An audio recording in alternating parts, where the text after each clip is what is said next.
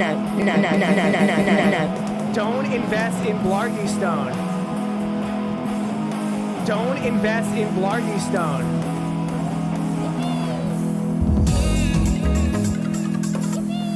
Save me, Ed Hoculates. Murder was the case that they gave me.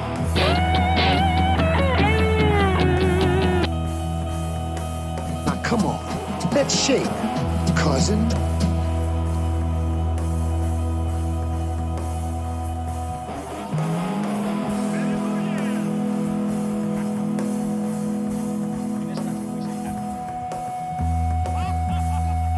Someday you'll feed on a tree frog.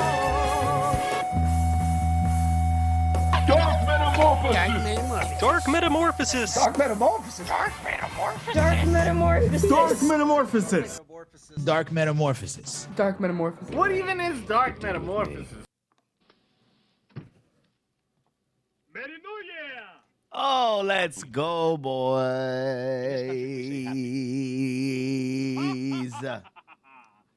We out here, ready to go with this impromptu stream. I was not gonna stream because it's New Year's and I got shit to do later. But you know what? I feel like playing Crisis Core, so let's fucking stream so I can play the game. The general chat on the Discord is wide open. All are welcome. Just don't be a dick. Standard rules apply. This is our breakfast New Year's party. Smoke them if you got them. Drink them if you got that too. Let's play some Crisis Core, shall we? Merry New Year! You know what? I need a GIF. I need a. Where's my sound? Where's my sound?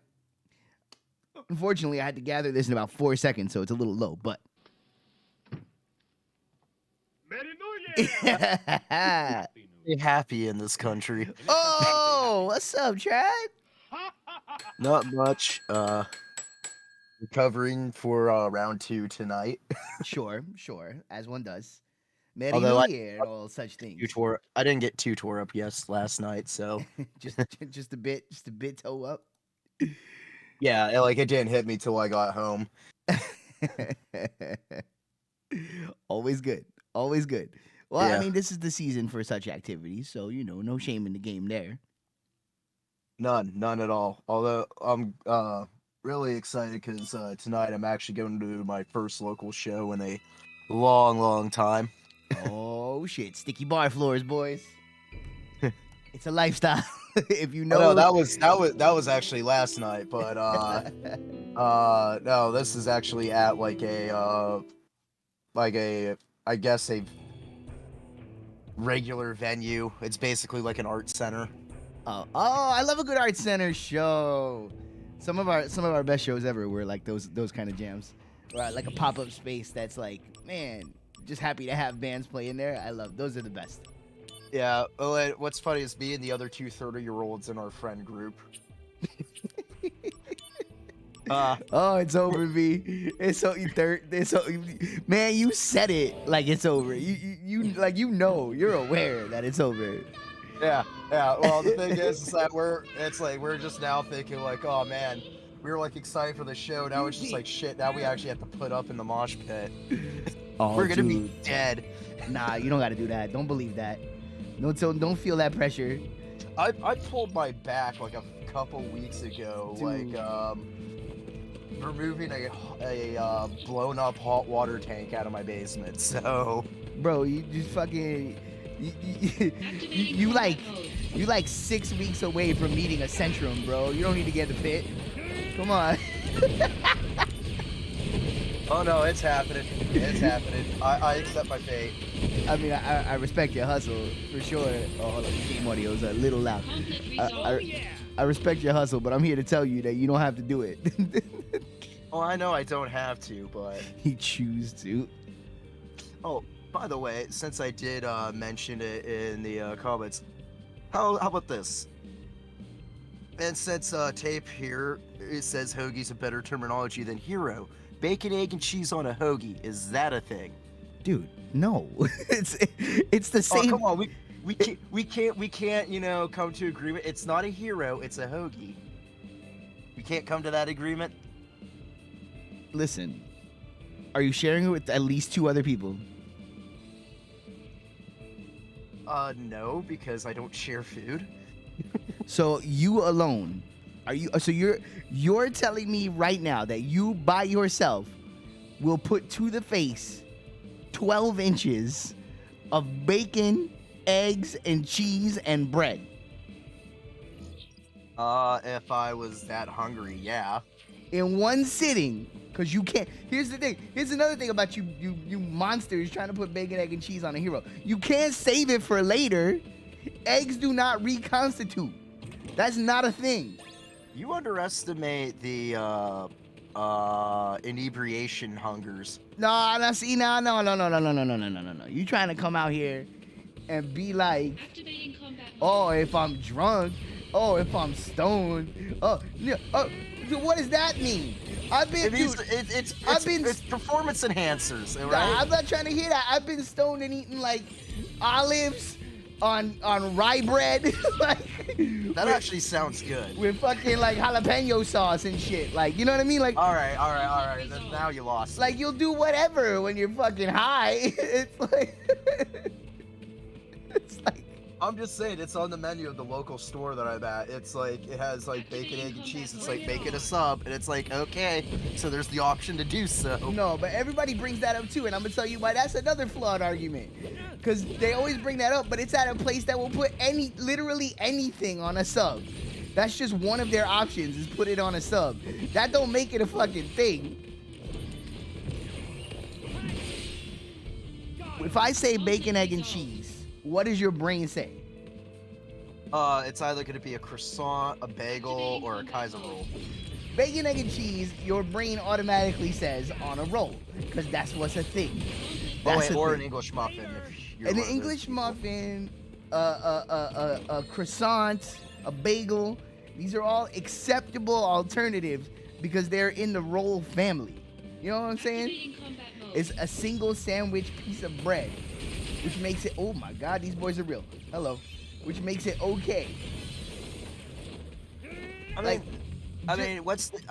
There's no difference between it and an omelet. It's just the pieces of toast are Bread! bigger. Massive amounts of bread! All At I'm least I'm saying.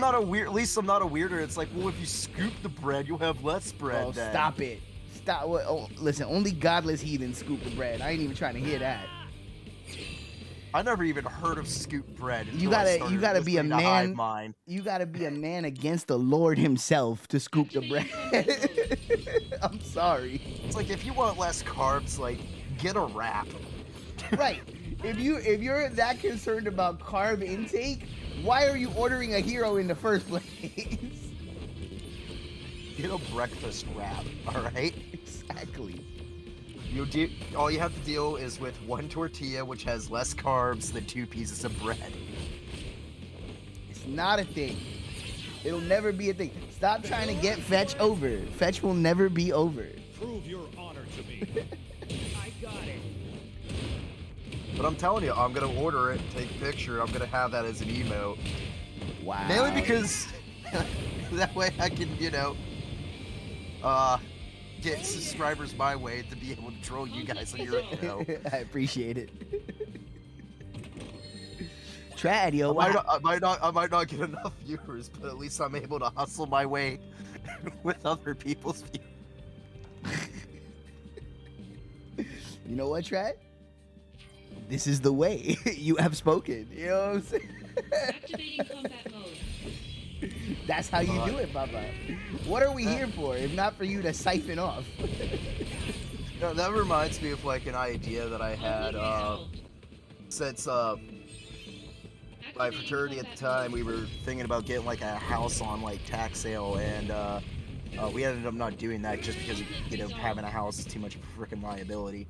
But seeing how cheap like the repository tax sale list, that's like all like the properties and houses that nobody wants. Yeah, Activating combat mode. sure. So you could get like a house for like $300 or like a piece of property. I'm like, what if someone bought like a vacant lot and then sold like they bought it for like $300, and then you add like the lawyer fee for like the title Activating change, combat mode. and then add on like another $300 to $600 and whatever the lawyer fee thing would be.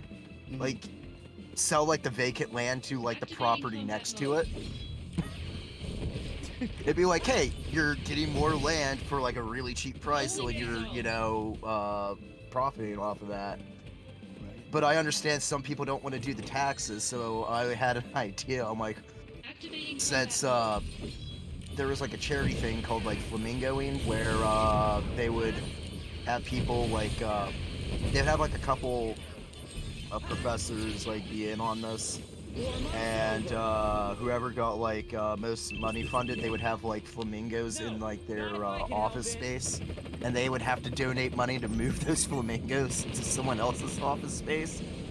And I was just thinking, well, then what if I just have like a gaudy sign on there that just like angers people? It's like you want that sign taken down by the property.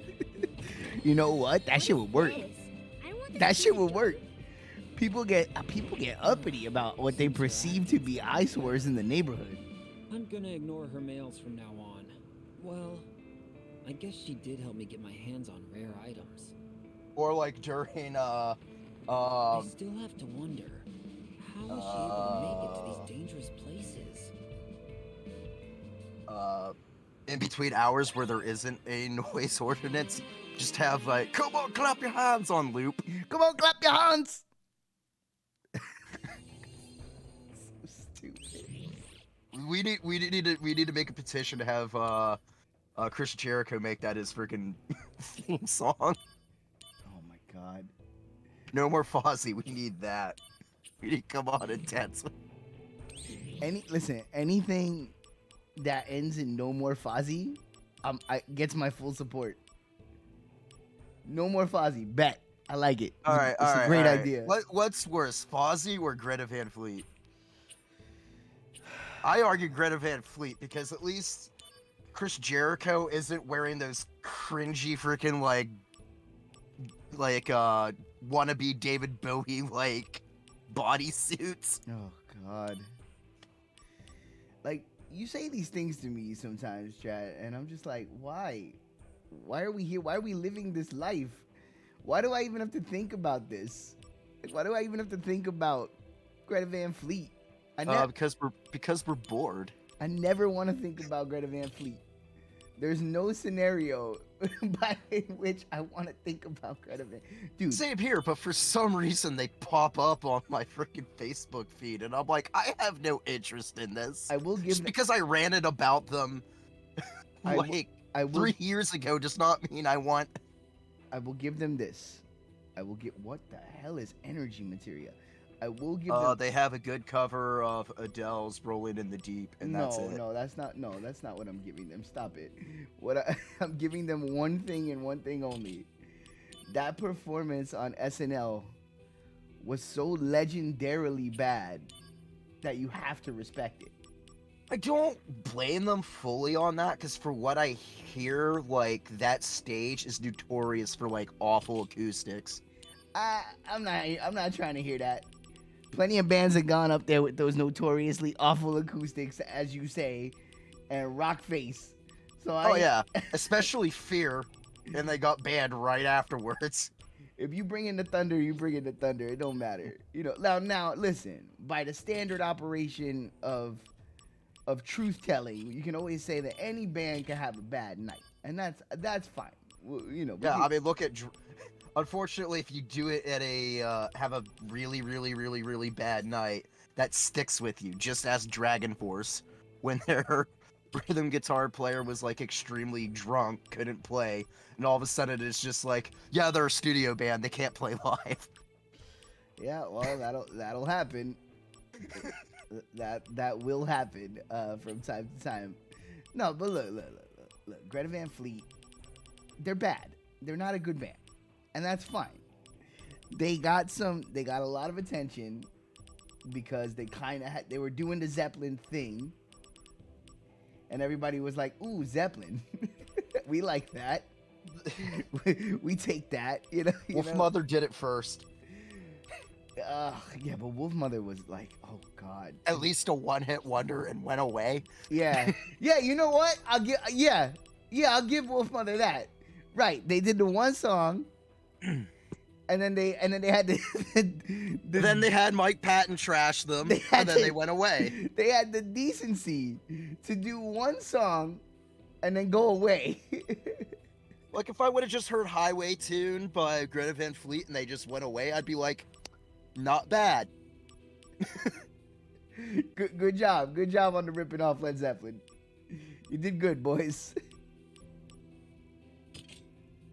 They had the Joker and the Thief song. What do they do? All around the Watchtower, Yiddy? Oh, God. You see, you say that. I don't know what the fuck that song is. I never heard that. Yeah, I haven't either. But speaking of covers, I hate how, like, you, like, listen to, like, a band that are only known for, like a cover song, and then you hear, like, their original, it's like, wow, this is really good, what is it? And it's like, this happened to be, it ended up being Shinedown. I'm like, I forgot Shinedown was good. Oh, because I'm so sick of hearing that Simple Man cover. Oh, God, Shinedown. I'm going to take a pass on that. That's a hard out, boys. Yeah. Shinedown? Nah, I'm good. I'm good on that. I'm not saying like it's like my band, like, oh yeah, I'm gonna listen to more, but I'm just like listening to it. I'm just like, oh yeah, this is actually not half bad. It's like what? It's like, oh, it's Shinedown. I'm like, what? So what you're saying is you're the Shinedown guy. I got it. Oh God. That's it. For now till forever, we'll refer to you as Trad, the Shinedown guy. Hey, it's bad enough that I defend Limp Bizkit. I am not defending. Oh man, you want to mess with Limp Bizkit? You can't mess with Limp Bizkit. People look at me weird. I'm like, dude, Limp Bizkit's aged better than Linkin Park. I will die on this hill. Oh my God. Well, No, the production on Hybrid Theory is horrible. I mean, that's like that's at the beginning of the Smash It era, you know? Like, just squish all that audio. Just Squish all that audio out there, high gain, no mids. Dimebag Daryl did it, but people don't understand. The reason why it worked with Dimebag Daryl is because of Phil's voice that filled out the frequency of the mids. Yeah, right. Yeah. That. Well, I have this conversation a lot because obviously I'm very I'm a production guy, you know, a producer on my better days. And I really enjoy the recording process and the creativity that there can be when you're recording shit. And like, right, a formula can't do the work for you. A formula can be a template to work off of, but like, set it and forget it doesn't actually exist when you're making music. Like, just because doing that worked for fucking Dimebag in his specific band doesn't mean that you need to go ahead and like make all of metal sound like that. You know what I mean? It's like it doesn't work that way. But the only way it works this way. And yes, I'm being facetious on this, and I hope you get the joke I'm saying. It only works that way if you use the DoD buzz box. Activating God, combat let's mode. go, boys. So you've heard that pedal. Yes, of course. Well, here's the thing, though. But see, again, I also have a lot of. I the love only pedal you need. I love getting sound out of shit pedals. I love doing that. Like, that to me The is best tagline on that. It's not broken. It just sounds like. It just sounds like that. Yeah. Thank you, DoD. Fuck it, man. But like my thing is, I think, like, I mean, I appreciate your willingness to literally just say it. Be like, yo, Limp Bizkit is aging better than Linkin Park. I actually respect that you would like just throw that out there like that. But I find Linkin Park to be a more interesting band than Limp Bizkit. Like, some of the stuff. I mean, I'm not saying that. like the songs themselves. Activating I'm just combat basically mode. saying like if you take Yeah. the 2 CDs in the studio, Right, you're Limp saying the way it Bizkit's- sounds. Yeah. yeah, Like right now, you'd rather bump a Limp Bizkit record than that first Linkin Park record. yeah, rather than the first 2 Linkin Park albums. Although I argue Meteor is actually the better Combat resolved. Yeah. one, but Yeah, for sure, for sure. I like don't- literally I- off a Hybrid Theory, it's one step closer, and then I can not care about anything else on that album. like I wouldn't call myself a Linkin Park guy. Like I can't name their tunes like that, but like I can name a couple, but that's about it. right. But I had a friend that liked them when they came out, and then kind of stayed into them. And so I heard some of their later shit just in passing. Like I'd be in his car, or he'd have it on, and I actually think that some of their later shit is pretty interesting. It's like they went into territory that I wouldn't have expected from that band, you know, based on what they sounded like on the first album. Like, Yeah, especially when they fell victim to the Imagine Dragon. oh god, And I love how they were just like, oh no, we wrote this album before Imagine Dragons was a thing. They copied us. I'm like, sure. I don't look. I'm at the point too where like I can't even get it up to like shit on artists anymore. Like you know what I mean? Like I'm just at that point in my life where I'm like, whatever, make your money, it's all good. Right. It may not be for me, but whatever. But I definitely feel like I've reached a point where I've aged out on popular music. Honestly, what Like it I comes don't to, I like, don't understand what makes so many things now that make a lot of money and sell a lot of records popular. Like I don't get it. Like yeah. when everybody was What's funny is that I find myself now being older, I defend a lot of music more than I criticize it. But it's not even like well, because I think that's the point. I think the I reached that point in my life where I don't have interest in really in being a critic. I'm past that Right. stage of my life. Like I don't care if somebody's digging it, that's cool. Like I just have personal taste. I'm like either I'm into this or I'm not into this. You know, like Yeah, the only exception I have I mean- is I with mean, Jimmy unfortunately, Buffett. I I would will even say- trash Jimmy Buffett to the day that I die. But but other see that's than somebody's shit though. You know what I mean? oh, I know. I had to hear it yesterday because my friends like trolling the hell out of me. So every time we would go to each different bar, I would be hearing Margaritaville the entire way. No one's here. I kind of like that song though. I ain't gonna hate. But you know what it is? It's better than Cheeseburger in Paradise and Pencil Thin Mustache. At least Margaritaville's not completely dumb. I'm even at the point in my life, dude, where like I'm not even that interested in turning people on to music anymore. You know what I mean? Like I'm just literally at the point where it's like I dig what I dig. I'll enjoy what I enjoy.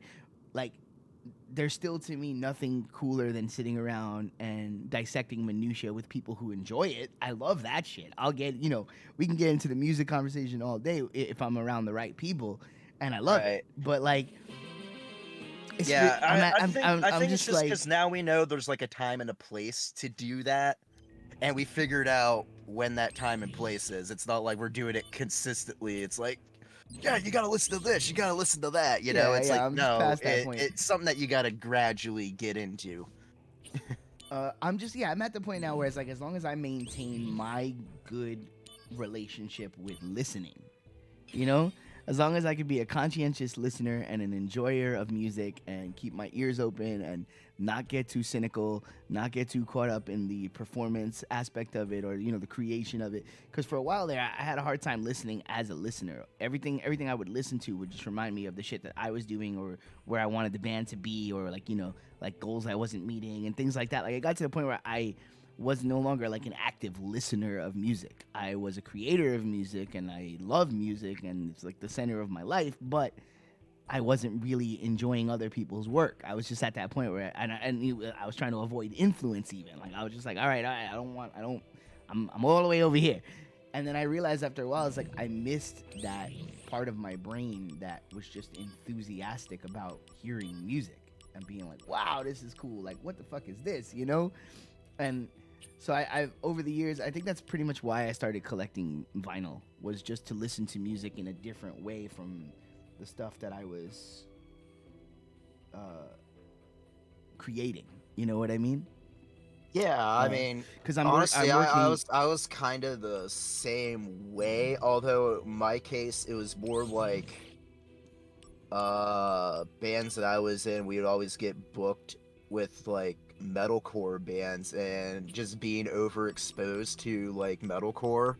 Like I was never a scene kid, and in high school, like for the most part, I was just like, yeah, it's okay, like whatever, you know. It's like. Oh, and afterwards, it's like every band tries sounding like Black Veil Brides or Avenged Sevenfold and A Day to Remember, and then I just got like very antagonistic Oh, towards it. that's what that scene is called, metalcore. Yeah, I don't mess with none of that. or I ain't even gonna. I don't mess with none of that. Like I'm well, good. yeah. That I mean, that's actually like third wave metalcore. Second wave would be As I Lay Dying and Kill Switch Engage, and then first wave would be Madball. None of it. It's weird how genres evolve, you know. Would you ever think that the same genre that Madball was in would be like But that's how it goes. breaking the horizon? Yeah, no, that's how it goes. Like I missed the emo scene completely, right? Like because I was in my early 20s when that all popped off. So it just You're wasn't, lucky. it wasn't for me, right? But when I finally got around to listening to the emo scene, I was like, oh, post-hardcore? Like they're just calling it something else now, and it's a little bit wimpier. Okay, like I didn't The funny understand. thing is, it's a stolen term from a completely different genre. I just didn't understand. Like I was like, this just sounds like bands that grew up listening to At the Drive-In. Like, what's the problem? Right. Like but that's what it is. I don't know. I was never that guy. I was never like, maybe when I was like really young, when I was an early teenager. But like as far as in my adult life, I've never really given a shit about genre like that. Like I don't care what it's called. Does it sound good? Then it's good. Like Unfortunately, I was a genre snob just because, like, oh god, just being overexposed to like metalcore or like deathcore, which would be like Whitechapel and Job for a Cowboy, which I actually don't mind Job for a Cowboy, but like, there's a lot of bands that would try to be that and work that, and they just flooded my space, and I would always be like, how come they're getting paid gigs in my band, which sounds better? Like, we're not doing. It's like, I guess we should just like do Chug Chug Pig Squeal, then we'll actually get paid. well, the thing. See, that's an interesting conversation that you just brought up. Like, it's always been my Achilles heel too. Like, well, not getting paid. Knock on wood. My band's actually always done okay with getting paid. Activating But combat mode. like half the reason that a lot of these bands get out there and get noticed is just an ability to talk yourself into places that Yeah. you shouldn't be, And it's I've never been a salesman, and it's always been my Achilles heel. Like I've never really been that guy. That like if anything, it's more my natural instinct to like downplay it and be like, like I have Right. I have a want to be inclusive, and I'm like, yeah, man, we're just dudes, we're just a guy, we're just guys. It's just a band. Come check it out. Like I think the issue is that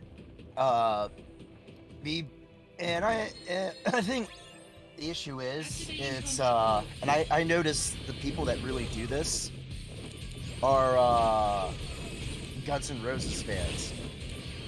And the reason why, it's like, we seen what Axl Rose has done. We're like, we're not gonna do the mistakes of the past. We will not be Axl Rose. We will be humble as hell. Activating combat mode.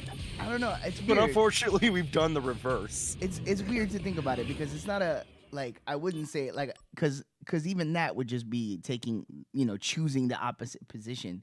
It's just more of what my instincts do. Like Activating combat without like it's not really conscious. It's just I don't know.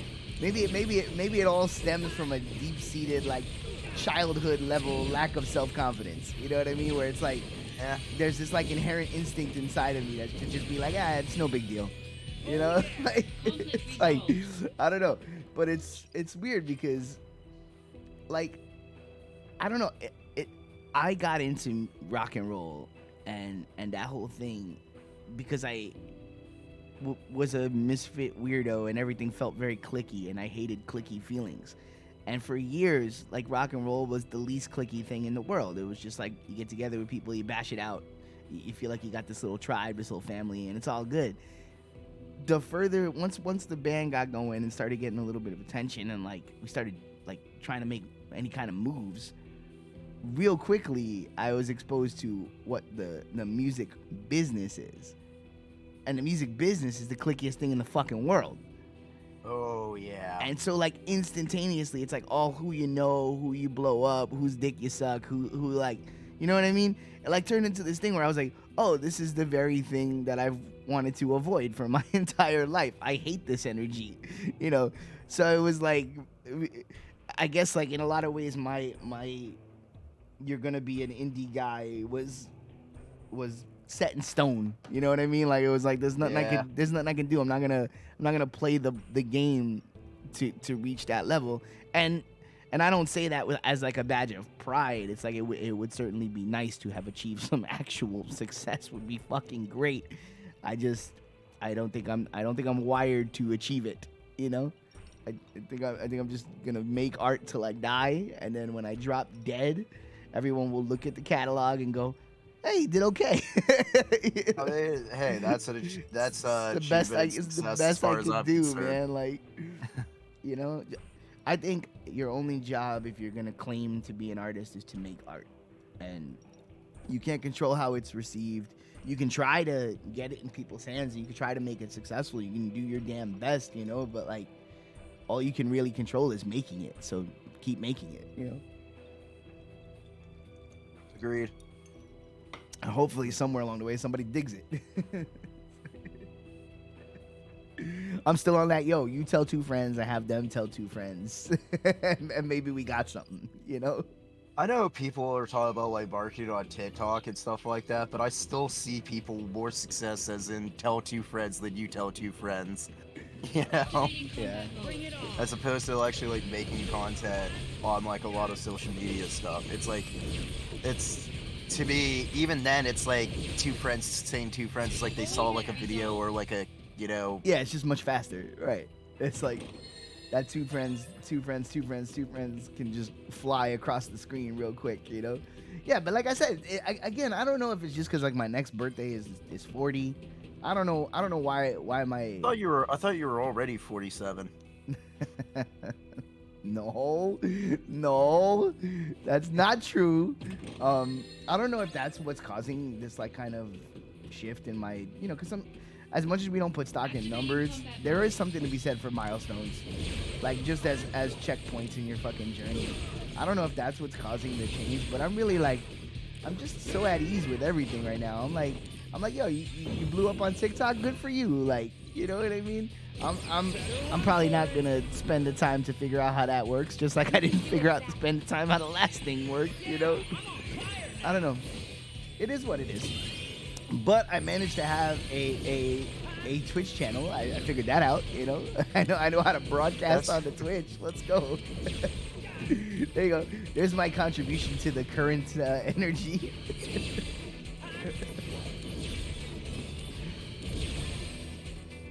It's because Twitch is shall we say more geriatric friendly, so we can use it. Yeah, right. Oh my god, dude, I don't even know. I figure in 10 years, like 10 years or less, I'll just be aged out of all of it. Like I'll just be like, I don't understand what the kids are into at all. Like, because it already feels like that. But like, I just hope it's not all AI generated. Oh god, It's like you gotta see this musician. He's great. Oh, what's he do? He's a coder. He puts words into an algorithm, and then the algorithm spits out tunes. All right.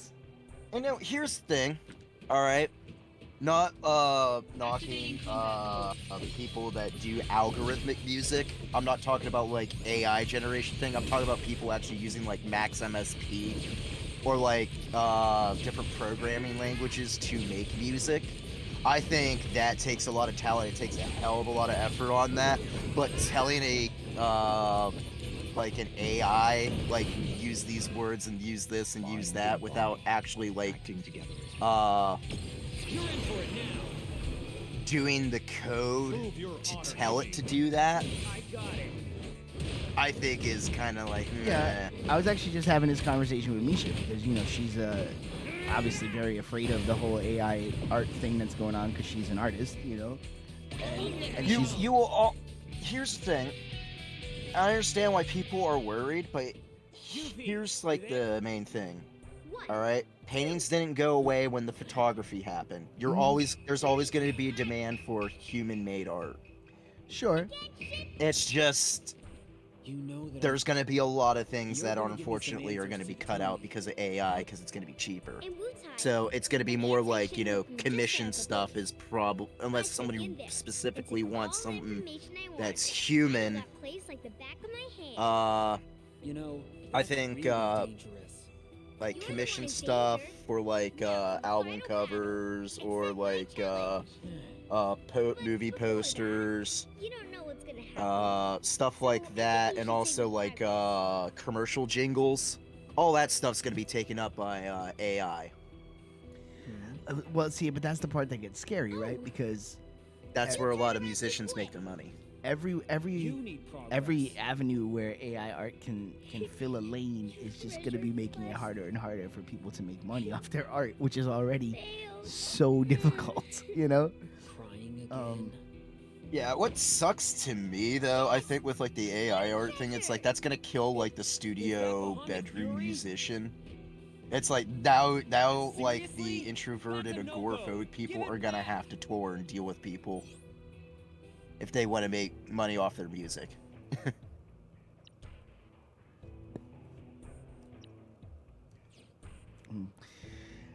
in the long run, I think there'll always be people craving, the realness of it, going to see a person perform. Like especially the it's weird to say that there's gonna be novelty in it, but like the further removed we get from that energy of like bands and what it is might change. Who's to say? I don't know. Like Oh, in my lifetime, right? I watched rock and roll go from the dominant pop music genre all the way to niche. Right now, I would describe rock music in general. Doesn't matter what type of rock music. Rock music. yeah, in we're in general the jazz phase, is niche at this point. So which makes sense because there's so many people that are very, very pretentious in jazz, and we're seeing that in rock right now. And mhm. it's like you're bashing people doing new things. Stop it. I mean, as we just took a hammer to Greta Van Fleet, but I think that's for a different reason. They're mining the past. They're not like really pushing anything forward. Yeah, like Um, jazz snobs, they mind the past. But I think right, like, but I'm still down to hear like I've been telling people for a decade now about the Rival Sons. Like I'm still into finding a new band and being like, oh, these guys, they do it right. You know what I mean? Let's go. I'm just past the point where I'm gonna get like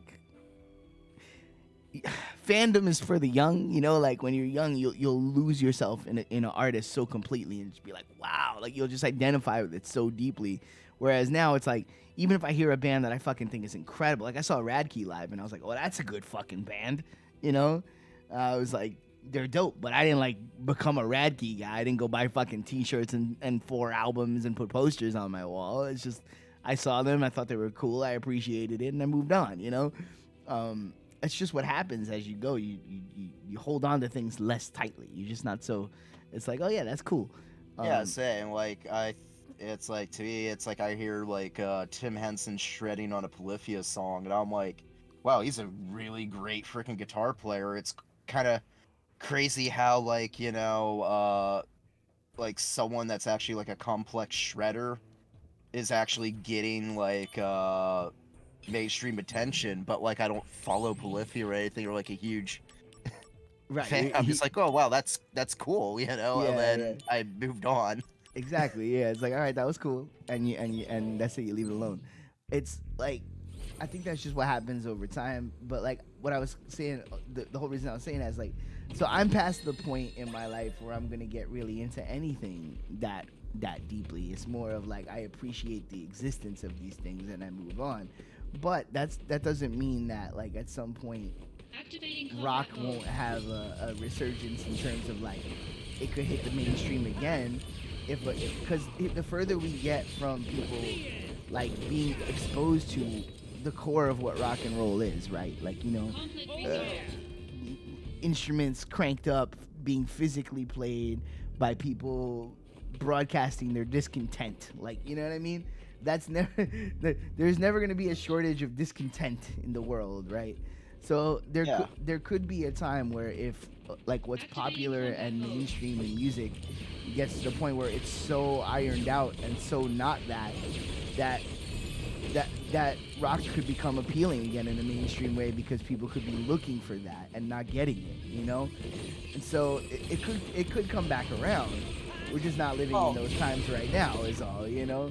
I mean, it for sure could come around, because, like, if Kenny G can bring back jazz in the 80s... Yeah. With sounding that boring, and he rocked it. But also right now, I think that rock Actually, music... I can't say that. I actually do like smooth jazz and Kenny G. Yeah, I mean, whatever. I get, you know, in the right again, see, a lot of that too for me is in the right environment. Yeah. In the right environment, I can get into some smooth jazz, you know. But like, I'm not putting that shit on in my house. But you know, if I'm out at a restaurant, I can dig it, you know. But I think too a lot of it right now, especially when it comes to youth culture, specifically youth culture, right? Yeah, the youth doesn't give a shit about genre. They just do whatever they want, and I love that. So, well, what I was gonna say is, like, when you're talking about young people, one thing that's consistent when it comes to young people is they're going where it's cool, man. Whatever's cool. Yep. And right now, rock music is not perceived at all as being cool. Rock music is like dad music. Like, even my girl told me the other day, she was like, your listening habits, or your genre of listener is dad rock. That's what my girl said to me. She's like, you listen to dad rock. Yeah, I never thought that. You know, to me, I'm thinking like dad rock. To be, I'm just like, oh yeah, dad rock, like Steely Dan. I don't. Goddamn, I was gonna say Steely Dan. I'm like, I don't want to call Steely Dan dad rock. I actually like Steely Dan. No, Dire Straits. You know, yeah. Know? Like, that's dad rock. But that's the shit though. Like, to a person that's that's now grandpa rock. So. But that's what I was gonna say. To a person who's in their middle 20s right now, me being a Pearl Jam head is the same thing as when I was a kid and somebody being into Dire Straits. Yeah, it's like. It's wild, and it kind of blew my mind when she said that, because I was like, wow, like that, like for real, like dad rock. And I'm like, what? But and the funny thing is, that's what she likes about me. Like she likes that I'm like this older head that like is into stuff from a bygone era, and I'm like, what's God damn. What made me realize that I'm like that age, that the stuff that I grew up with is like now basically dad rock. Like, at the drive-in, dad rock. Yeah, like really, we mentioned at the drive-in, like that shit, bro. MC, My Chemical Romance, dad rock. Like, for real, but we're at that point. Like, we're at that point. That's how I knew I was getting old. We're at the point where like the music that missed me, the shit I didn't even get into because I was already like, you know, in my 20s. That shit is on the nostalgia run right now. Like, people are going to see like Blink 182 and being like, my youth, and I'm like, oh God. Yeah, it's like my parents taking me to go see AC/DC and Van Halen. Now people are taking their kids to see Blink 182. It's the same. Dude, it's wild, bro. But that's what happens. That's what happens. You know. God, that reminds me, like on Facebook, like somebody went to high school with. She goes, "Happy 15th birthday for my son," and I'm like, "You're as old as me. You should have a 15-year-old." And it's like, you're lying. It's like, no. Yeah, no, do the math, B. It's fine. You like, yeah, same thing. Like, right. If my life had gone a different way, right, I would have a, hey. It's the birthday girl, although I think it was yesterday. Was it yesterday? Is it today? Was it yesterday? It's today. Is it today? Happy birthday if it's today. If it was yesterday, happy birthday yesterday. What's up, Tatiana? Yeah, no, if my life had gone in a slightly different way, I'd have had a baby in 2006, right? So 16, 17, 18, 19, 20, 21, 22. My kid would be 16 right now if my life had gone slightly differently.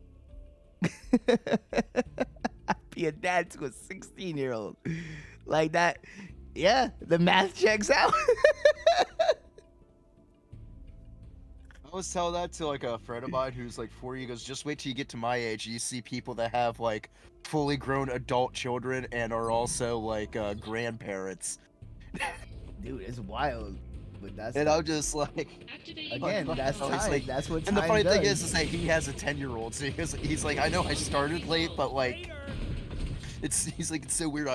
He goes, I have a 10-year-old, and when one of my friends has grandkids already. Dude, that's fucking wild. Yeah, I don't have any friends with grandkids, but I have friends with like adult children. Yeah, for sure. I saw a picture of my goddaughter the other day, and she's like adult and gorgeous, and I was like, what? Excuse me? That's a child in diapers. What do you mean? Right. It's like, nope, dude. That was a long time ago. I was like, I'm uncomfortable with every aspect of this.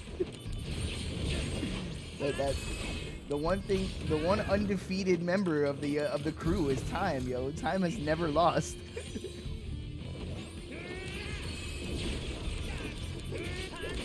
No, it hasn't.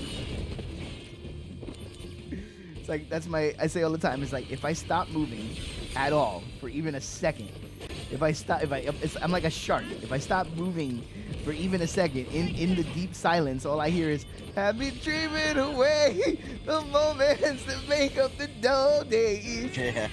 Like I have to keep moving at all times, or the slow creep of death is upon me.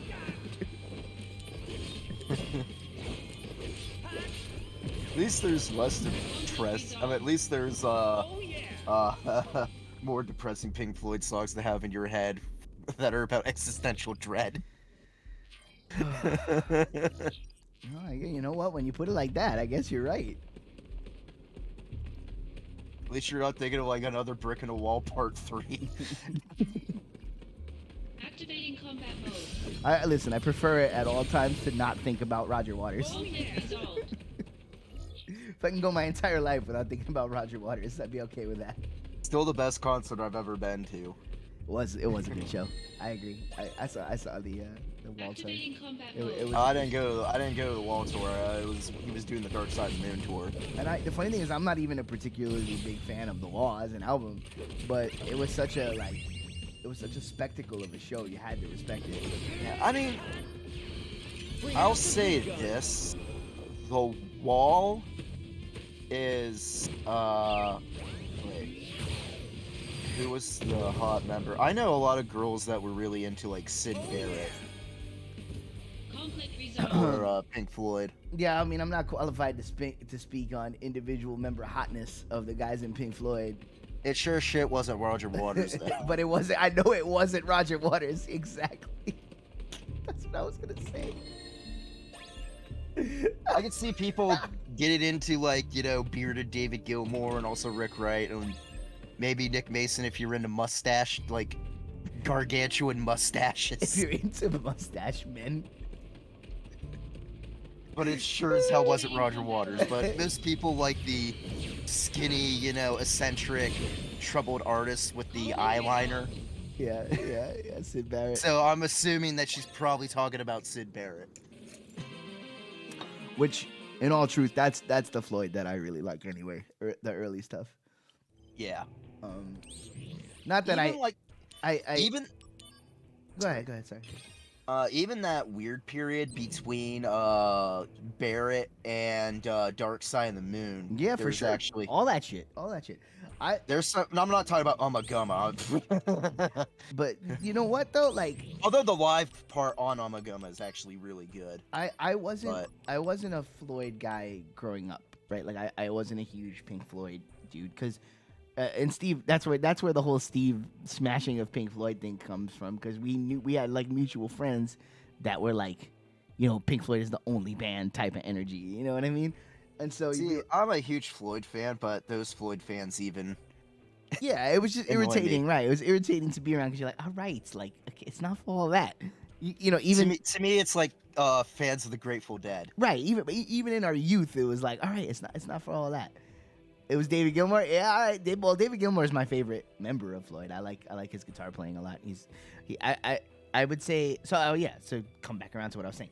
I didn't grow up on Floyd, and in my 20s, I listened to him a little bit more, you know, more than I did as a teenager. But I still wasn't like all the way into them. But in my 20s is when I really like clicked with like the Syd Barrett stuff in the early days, and I was like, all right, this I really like, because I like psychedelic rock. It's just a thing. Like, I whenever things are tagged in that genre, and I listen to them, I like them. So generally speaking, I like psychedelic rock. It's honestly the one genre I can say where people can just like do like carbon copies of, and it still just like doesn't bug me. I'm just like, all right, this is good. It's a vibe, man. It's a vibe, and it's, you know, it never became like a mainstream genre. So like just hearing people make that type of music is cool. But I gravitated to that stuff, and then it was in my 30s that I kind of like had those kind of slower moments where I was like, okay, I get it. It clicked where I was like, I get what people like about this band. It's cool. They're never gonna be like one of my bands, but I respect them now. I'm like, all right, I see it. I see the Floyd thing. I get it. Yeah, and to me, it's like I get why like and I think The Wall deserves like the reputation that it has for being a great album. However, it is not the number one end all be all album that Floyd has ever put out. Well, I think for a lot of people, what the wall was their first taste of like in my group of friends, it was more Talking Heads, Stop Making Sense. But for a lot of people, I think The Wall was their first taste of like a thing that really mixed cinema and music like that, you know? So I mean, it was definitely a game changer, because like before that, like I'd say like bands would just do like Activating combat mode. well, actually I can't even say that, because like the Beatles did a similar thing with like a whole like concept like cinema thing. So did the Who with Tommy. Well, a lot of people did. I mean, even the song remains the same, as stupid as it is an attempt at that, you know? Yeah. Like, Genesis, The Lamb Lies Down on Broadway. that's Peter Gabriel with a dressed up as a giant tumor. Unfortunately, I didn't get into that in my teens. I got into that in my 20s. I love early Genesis, and that is purely my adult life. Like that, people that don't like Genesis, I show them that, and then Activating combat mode. they're just like, oh wow. I'm like, yeah. yeah, like Nursery Crimes is my shit. I love that record. Like, I like early Genesis a lot. I got lucky. This dude, I kind of had this like older cat that was playing in my band for a while at one point. My old band, my prog band, which is so weird to think that I was in a prog band, but I was. And we had this drummer. It's all right. We had this older cat. Man, I love prog rock, man. What are you gonna do? We had this older cat that was playing drums with us for a while, and he turned me on to like a bunch of shit that I'd never heard. And he took me to see like a tribute concert, a tribute performance of The Lamb Lies Down on Broadway. So it was like full tribute, where it was like they had the clothes right, they had the stage set up right, you know? It was like going to see someone pretend to be Genesis, basically, right? And it was fucking incredible. Like, it blew me away. And the best thing is that now with like cordless mic tech being as good as it is now, that stage show could actually be pulled off better now than it ever could when they Activating combat mode. Well, and what blew especially in that Slipper Man costume, because like Peter Gabriel notoriously couldn't get the microphone to his mouth to perform that song. You gotta make the art. You gotta make the art at any cost, you know? But you know what blew my mind? Because I was into Peter Gabriel, because growing up, that was just, you know... Sledgehammer is the greatest music video ever. Hell yeah. And quite possibly the best fuck song ever made. that's a world class fuck song. But like in my house, that was just like music that my parents were into. You know what I mean? So like Peter Gabriel was just ubiquitous in my house. I had no idea that he was in Genesis. I didn't know any of that shit growing up. Like to me, Genesis was like you know, fucking was Phil Collins. You know? Yeah. Right. So It's funny how like he was a drummer, and then the only reason why he became lead vocalist was because while auditioning singers, they're just like, well, no one's really making the cut. And then Phil just happened to know all the lyrics to all the songs because he would do backup vocals. yeah, I was with gonna say Peter because his Gabriel. harmonies were fucking excellent. Yeah. Fucking yeah. So literally, it was just like they couldn't find anybody else, and they're just like, "Oh, you're singing now." I mean, speaking from my own life, that's how it happens. I was the drummer in my first band, like you know, my teenage band. I was the drummer because that was my first instrument. I played drums, and we were just sitting around one day. I remember it's so weird to think about it now because I'm so far removed from it. But like I remember like it was yesterday. We were sitting around. We were watching the Alice in Chains Unplugged, and I was singing along. And my buddy Dave just turns to me and he's like, "So you're gonna be the singer, right?" And I was like, "Huh?" And he was like, "Well, you have a singing voice. You should be the singer." I was like, "Really? All right, I guess." And I was at that point, I was already like writing poems, and you know, thinking about it in hindsight, like I was singing since I could move. Since I was singing probably before I could even walk because of my cerebral palsy. It's like I started walking late, but I was off to the races with my mouth. You know, I was probably singing before I could even walk. But it never dawned on me like, oh, be the singer. You know, and then so that day it was like, yo, you should sing. And then I was already writing like poetry and shit by the time I was like 12, you know, so I had like notebooks full of shit. So I just started like adapting that into early songs, and then it was like, and there's the rest of your life. And then at 16, I just got tired of waiting for people to give me music so I could try to write a song to it.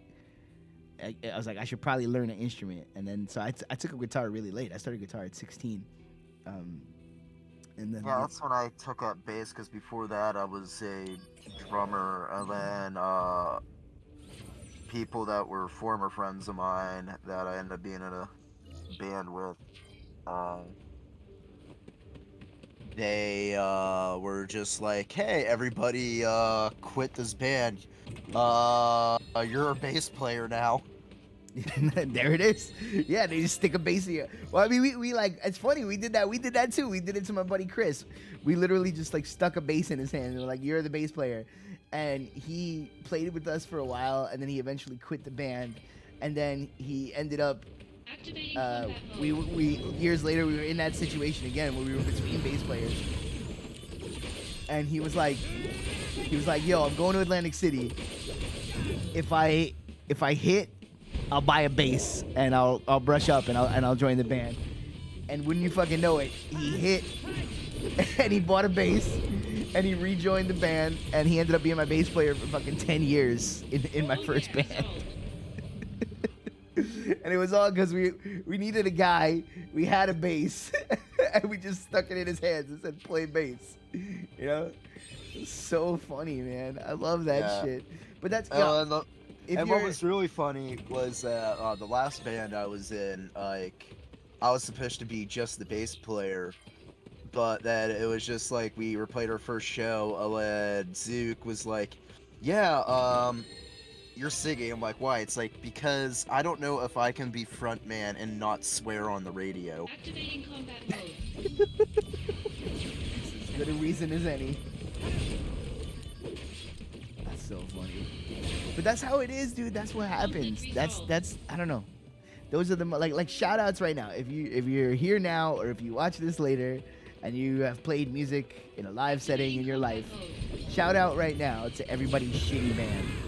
Shout out to that first band that you were in that you thought was gonna take over the world, that had absolutely nothing going on. Oh God. Yo, shout outs to that band.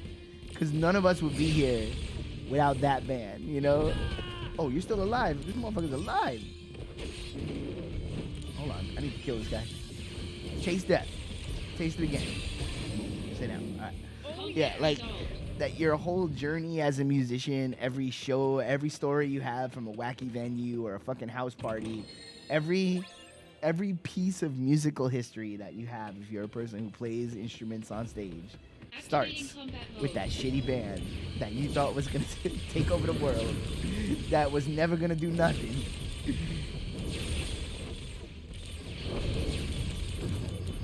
It's even more hilarious when that band lasts like for a long period of time, longer than it should have been.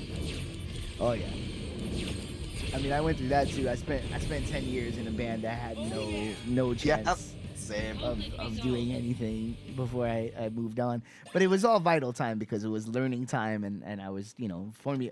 My style was being born at that time. So speaking of, when are you playing next? We have a recording session on January 7th, and I'm super excited about that. We're gonna record some new songs that we've been writing, and after that, we will start to our booking season will begin in earnest. So very shortly. My band is always like kind of low key during the holidays, so we didn't play any shows in December, but there will be news, and I'll try to get one going in the city in our next round of booking, just to make it easy on you, Tatiana. I mean, playing in the winter just kind of sucks in general. I love it though, because I feel like, you know what? Here's what I'm gonna say about wintertime shows. I think that you get attention in the summer, you make money in the summer, but I feel like you make fans in the winter, because the people who come out when it's raining or snowing or cold as fuck are those gremlin type people who really are looking for something to do, and like, that's the night that you can make a fan. That's the night that I agree. You know? To me, it's just the traveling. Yeah, I'm not really bothered by the cold. It's true. I do run warm. That's real. That's actually a very astute assessment of me. I'm that dude that wears a light jacket into the middle of January, and then I'm like, oh, it's a little nippy out. I mean, it also helps that New York City is like 10 degrees hotter than the rest of New York State. That's real. I mean, we're just fucking crowded, B. Yeah, I mean, I was shocked, for how freaking hot New York City is, because, went there on my senior trip in high school, and it was like 60 degrees out. As soon as we went into, Manhattan, 80 degrees. It's like, oh my god. Yeah, summers here can be rough, because it's just sweltering. But at least it's not like Buffalo, where you have houses encased in ice. Yeah, I was reading an article about a lady who went out on Christmas and then just never came home, and they found her 100 feet from her house, underneath the mountain of fucking snow, and it's like, bro, that's OD. That's too much. You can literally go outside, and in the time it takes you to leave your front porch, you're dead. I'm good. Call me crazy. Maybe that's too cold. You know what I'm saying? Yeah. I ain't trying to live. And you also have the lake there with the lake effect and everything. Oh my.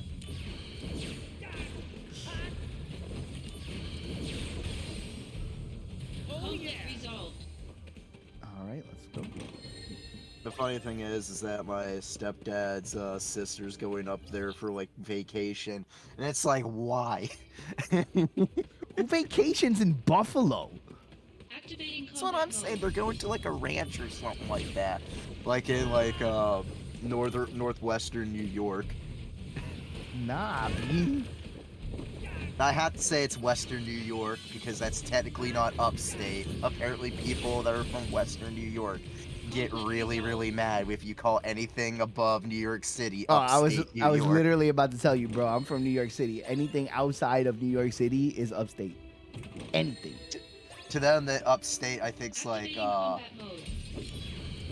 is Albany in that weird triangle thing that's touching the New England? Motherfucker, I had friends that lived in Yonkers, and I was like, oh, you live upstate?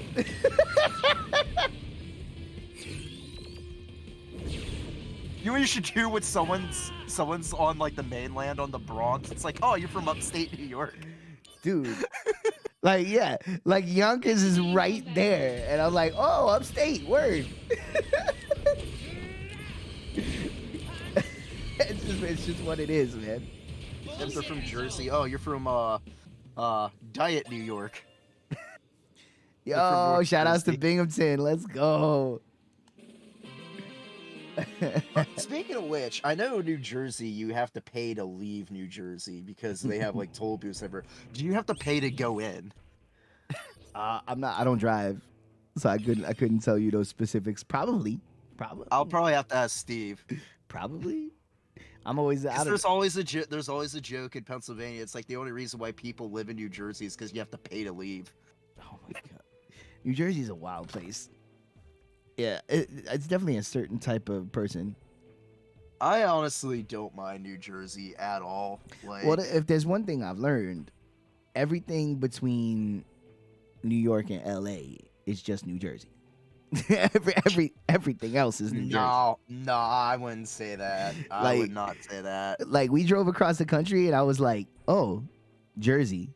Oh, look, more Jersey. Oh, Jersey. Now I mean, I'm not gonna lie. Like, there's like those Google Map games where you have to guess where you're at. And the funniest thing is that it's all. Hold on. I gotta blow Lodo. Blowing you up, Papa. That's for Now you. come on, let's shake, cousin. Merry New Year. Where's my sound? Merry New Year! In this country, we say Happy New Year. Merry New Year! Happy New Year. In this country, we say Happy New Year.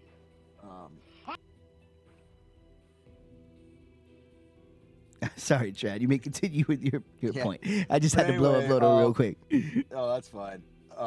But what was funny is that we were doing like this game, and it's like, all right, we see oak trees, maple trees. This looks like Pennsylvania. Ended up being Texas. And again, we're just like, we did this again. We're just like, again, this looks like Pennsylvania. Ends up being Mississippi. I'm trying to tell you, B. This is what I'm saying to you. It's like, wow. It's Like the United States, unless you go to desert or in Florida where there's swamps and palm trees, it's all the same. This is what I'm literally trying to tell you. I'm literally trying to tell you that, like, it's just all, it's the same shit. And then what the thing is, like, when you I feel like when you travel outside, especially, you know me, I'm from here, right, New York City. Like, when you travel out of the city, you start to realize that people, like, you go other places, people can't walk to the corner store and get a full-ass chicken cutlet hero at like 2:30 in the morning, you know? Like, it's like you start realizing, like, people in other places just have way less to do, like, and then that's when it starts to click. You're like, oh, Yeah. people are mad bored. Yep. Oh, I get it. Like, I didn't get it before. Now I understand. I mean, Boredom. I have like a statement on that since I do live in those areas. I live in the Appalachian region, northern Appalachian region. Mhm. I got into Fallout 76 lately, and it takes place in West Virginia, so Appalachia, which they, of course, being from West Virginia, they pronounce it as Appalachia. Appalachia. All right, let's go. But yeah, I'm like, now I've never been to West Virginia, but just judging on like Pennsylvania, Appalachia, I'm just like, you know what? Even though I know this is supposed to be post-apocalyptic Appalachia, not much has changed. Wow. As a matter of fact, it's kind of an improvement because at least I'm in a power suit There it fighting is. raiders. There it is. So how is Fallout 76 now? I'm curious. I actually, there are glitches. Like but they're kind of like funny glitches. Like there's cases like if you're playing like a game with with a friend of yours, you can sometimes see them like have like a trash can stuck to them, so they're walking around with like a trash can on their leg. Okay, I can get into that. Combat mode. But like, Lord how it- knows I enjoy a good funny glitch. But yeah, I mean, I actually enjoy it. Like, I think it's fun. And this is coming from someone that's not really into like a lot of the 3D Fallout games. I actually like the first two that Interplay did with like the turn. Yeah, I'm the same way. I prefer the OGs. Like Not when, because, and it's not because like the other games are bad. It's just I think the stories of the first two were just better. yeah, well, what happened to me is when I played Fallout 3 for the first time, I was like, oh, it's Bethesda with a Fallout coat of paint. And don't get me wrong, And and don't get me wrong about this. Like in true Bethesda style, all they did with Fallout 76 was take Fallout 4 and made it online. right. Well, that's the thing. With a few fresh coat of paint. I grew up a Bethesda kid. Like I loved Daggerfall, and I played the shit out of Oblivion, and and Skyrim is cool too. Like I like their style of game. I'm at the point where I can see through it. So playing Fallout in that Elder Scrolls type of vibe just didn't click for me. Even this year, I finally got around to trying New Vegas, and I played it for about like 10, 15 hours, and I was enjoying it, but there was no pull to go back to it. Like Right. I was having a good time, but it was like nothing was making me go like I have to keep playing this. Like it just wasn't there, and I was like I think I'm just a little burnt on the Bethesda formula. You know what I mean? So yeah, so I prefer the OG Fallouts, but I was asking because I'm I very still like keep tabs on the lore because the lore's still pretty interesting.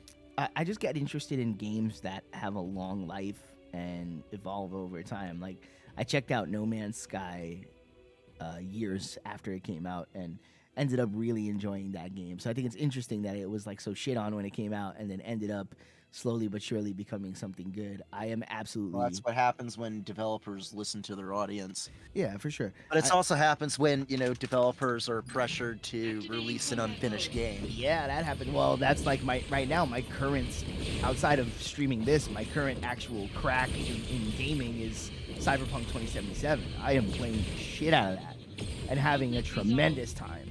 Like that game is phenomenal. But it was such a mess upon release that it took a shellacking, and it's gonna take. Like I've been telling people to play it, and they're like, "Cyberpunk, get out of here!" And I'm like, "No, I'm telling you, like, most of the problems have been ironed away. It's running real smooth, and I'm having a real good time." And like, At least they didn't do what the developers of Crysis did. They were just like, "Oh no, we didn't screw up with the game not running smoothly. You just don't have a computer powerful enough to run it." oh yeah, fuck out of here! Like, nah, I ain't even trying to hear that. At least the developers of Cyberpunk were just like, "Yeah, we screwed up. Sorry." Well, they couldn't actually even try to use that excuse though because the game also released on console. So it's like, what excuse do you have for that? And we it's funny because we actually bought the when it was released and it was in such a crazy state. We actually bought the 2 weeks after it came out. I got a copy of the PS4 version of the game for dirt cheap. Like I think I paid like $25 for it, and the game had only been out for like a month max. Like it was crazy how quickly that. I game... remember right. It doesn't run on PS4. Well, that's why we got it because we were like, oh, let's get the PS4 version, and we'll stream it, and it'll be crazy, and we'll have all these bugs. And it'll be like it'll be good for good content. So we bought it. We streamed it a few times. We had a couple of moments that were like, "Yo, what the fuck is this?" But surprisingly, even at that point when it was a mess, I was like, "Oh, there's something here. Like this world is cool. Like I could see myself." Yeah, everybody I heard played it at launch was just like, it's got potential. They just gotta fix it. Right. So I was like, okay. So I went in with my roast hammer ready, ready to absolutely smash the game. And then instead I ended up feeling like, man, if they fix this up, this will probably be a good game. And then I put it down and didn't play it for 2 years. And then I went back to it and got completely sucked in and immersed. And I'm like, man, it's a shame that a lot of people aren't going to give this game a chance just because of how it launched. Because it's actually really good.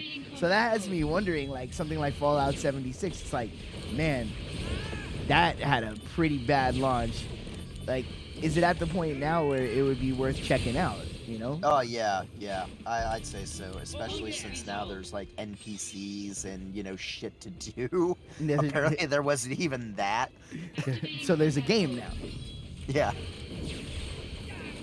Yeah, there's actually a game now. You love to see it.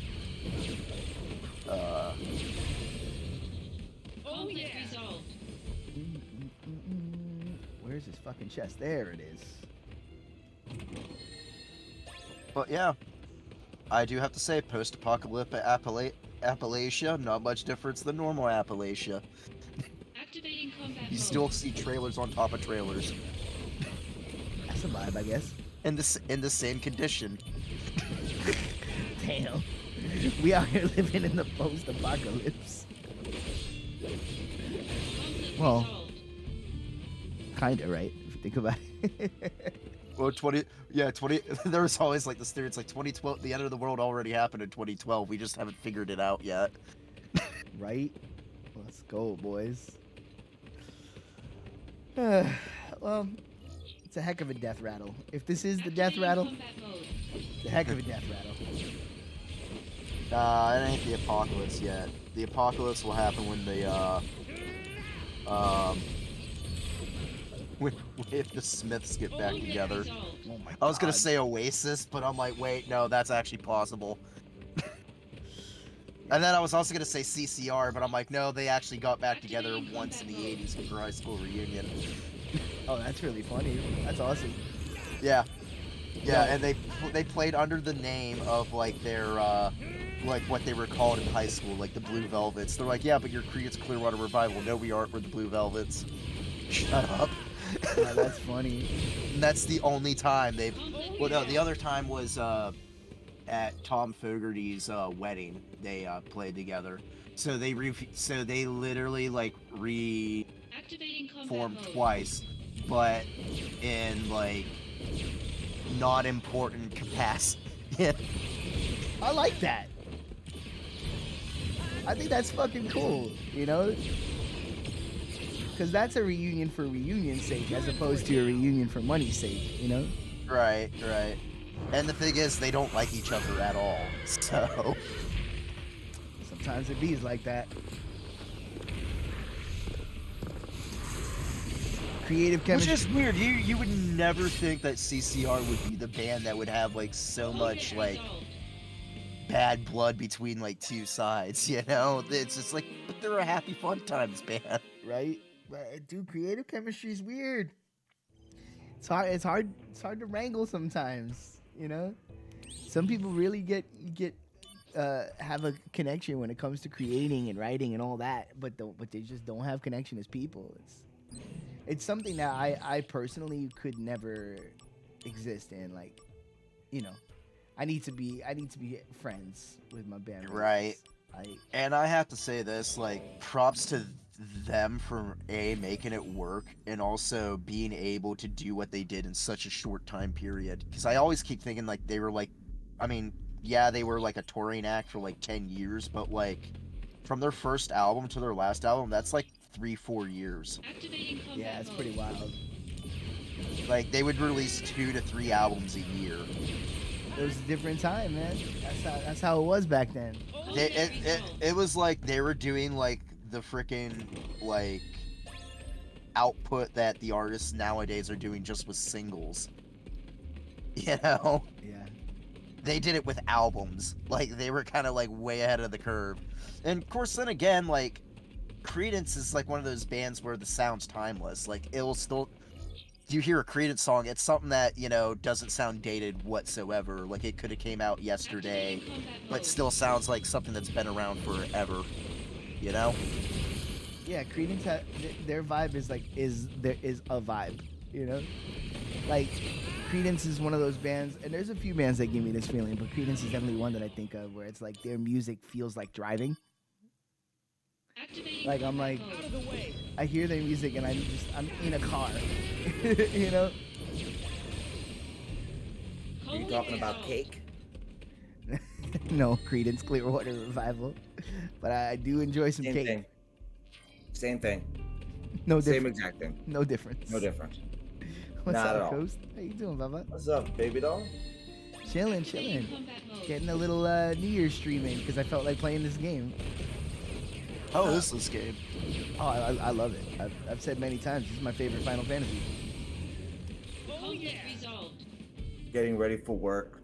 I'm only working like 4 hours today. I'll be home by 6. Nice. I mean, shitty that they made you come in, but... No, I picked the shit. I thought it was going to be time and a half. But I was wrong. Activating combat mode. Tomorrow's time and a half, and I'm working 4 hours. Damn, why they don't give you time and a half for New Year's Eve? That's cold-blooded. Yeah, Conflict resolved. I thought it was, and that's why I That's picked That's it. because it's technically not the holiday. Tomorrow's a Yeah. holiday. Fuck off. I know. I was kind of annoyed. The same thing with Christmas Eve. I picked up the shit thinking it would be. Meanwhile, time and a fuck. I would even argue that New Year's Eve is more the holiday than New Year's Day. half. Well, technically, Yeah, New with Year's Day is the recovery. Yeah. Yeah, you need to have off that day. You know Like, what? it's not even. I guess you're right there. But think about it. New Year's doesn't start until like 9 o'clock. You know that like the partying 8 o'clock. Most people will be home by then. Dude, New Year's, as I've said many times, New Year's is a 10-second holiday. Oh yeah. The ball drops, you count it down, you kiss the person you're gonna kiss, and that's the end of the holiday. Then you just drink. Oh, you forgot about All Lang Syne. I don't know what the fuck you just said. That ain't me. The fucking song that you're supposed to sing. I know. I'm pretty sure I mispronounced it. No, I know the song. I'm just fucking. I realize I ain't participating in that. Nah. I'm not even gonna really drink this year. I mean, I have no plans. Yeah, ain't nothing wrong with that. Just chilling Probably is a plan. You know what I'm saying? I'll probably take some gummies like an hour beforehand. Drift off on a cloud. All right, I'm gonna throw Oh, up the BRB. I gotta go to the bathroom. Gotta go Gross. gotta go to the bathroom. Take a tinkle. Y'all be good. Entertain yourselves. Never entertained myself in my life. Herbert.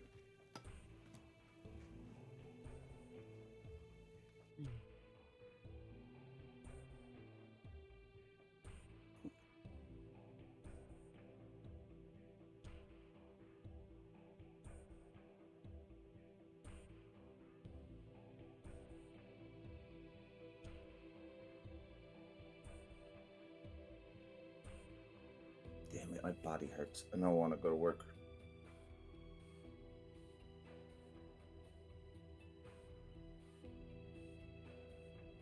Yeah, I know the feeling. I'm really upset that it's not time and a half. Breaks my heart.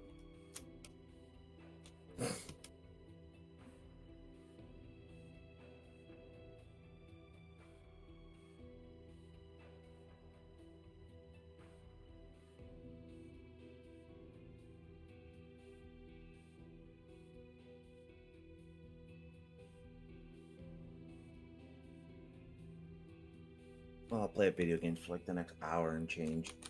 Actually, next hour, because I have to go to work and I hate having work late just for the sheer fact that like I'm gonna wake up hours before I go to work, and I hate having things nothing to do before work. Like waking up, getting dressed, and going straight to work.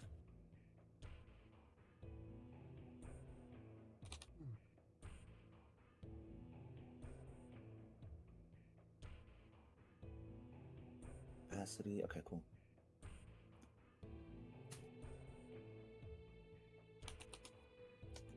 Let's see, everything is set. Perfect.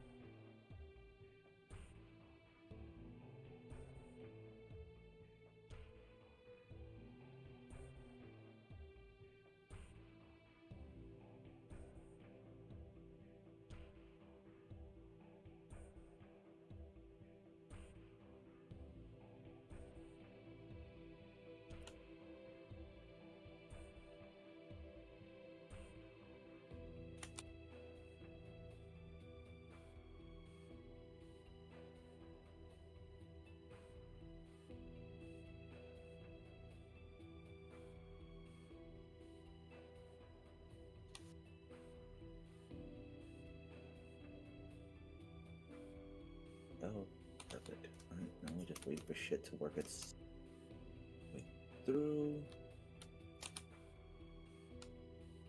We need to use the bathroom. On a second.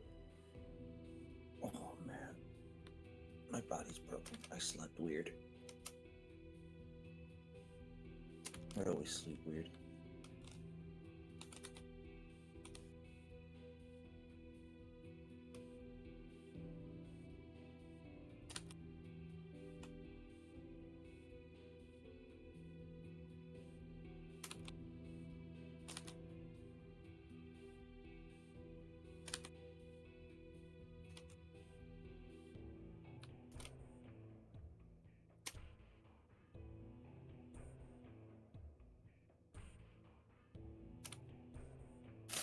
Holy shit! Wow, this is actually not a fucking joke.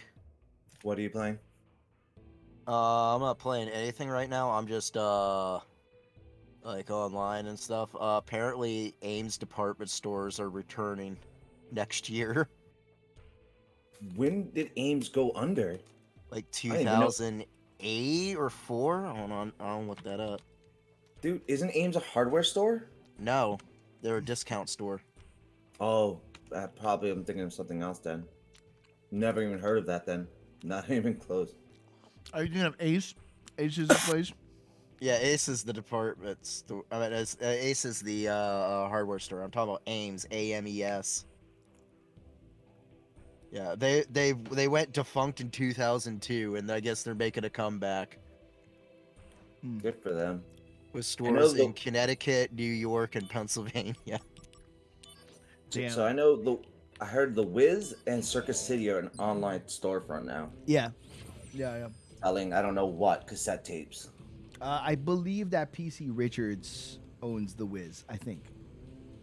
You see, Richard is still open, dude. The one near us. Yeah, no, I know, but I'm pretty sure they own the online domain for the Wiz. Okay. Yeah, I think. But my favorite thing is they closed the one near you. They still have the one near me. Yeah, the one near me is like a terrible supermarket now. Really? That Oh sucks. God, yeah.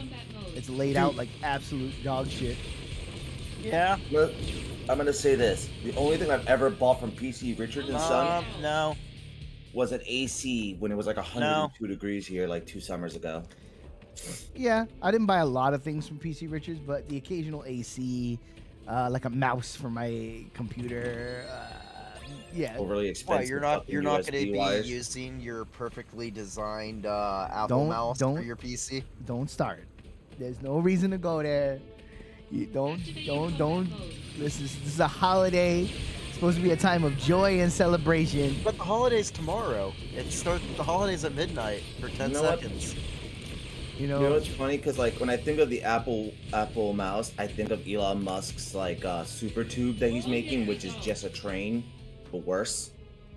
Oh yeah, what's funny is that technology that everybody thinks is freaking new has been around since the 1920s. They didn't implement it because it's not practical. No, and not it's at all. a lot better to just put in high-speed rail, because guess what? The trains that we have now can go on high-speed rail. It's called backwards compatibility. Sony figured this out with the PlayStation 2. Got him. I'll be right back. On that note, I need to go poop. Nice, little dookie. The old-fashioned dookie in the toilet. Actually, I should have said Atari figured that out with the Atari 7800, which is why it's impossible to really get a 7800 because it plays both. But you could buy like the 2600 for like dirt cheap. You know what, Trad? You had it. You told a funny joke. Everybody was laughing. Yeah, but is it really a trad joke if I don't over-explain the joke afterwards? Because it's so much funnier when when you over-explain the joke and then bomb a joke that hits. Well, right. As we know, every joke is funnier when you explain it. That's common knowledge. And repeat it twice. Sure. You want to repeat it again, and this time articulate just why it was funny, so that.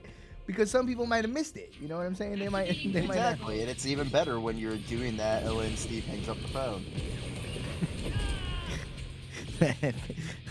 To be fair, that was a legendary moment. Oh yeah. We based a whole minute of our intro around it. Well, the only issue with that I have is that I don't get really good cell service, so I'm just like spending the entire time. I'm like, my the Verizon thing can hear me now. So you're feeling that? working. So you feel that you've been unfairly lambasted because most of it is the bad cell service. Yeah. Activating combat Well, mode. too bad. That shit's funny. Exactly. No one wants to know how the sausage is made. They just want to eat the sausage. You know what I'm saying? I mean, Whoa. there's a couple weirdos that want to know how the sausage is made, but those people, you know, actually want to make sausages, though.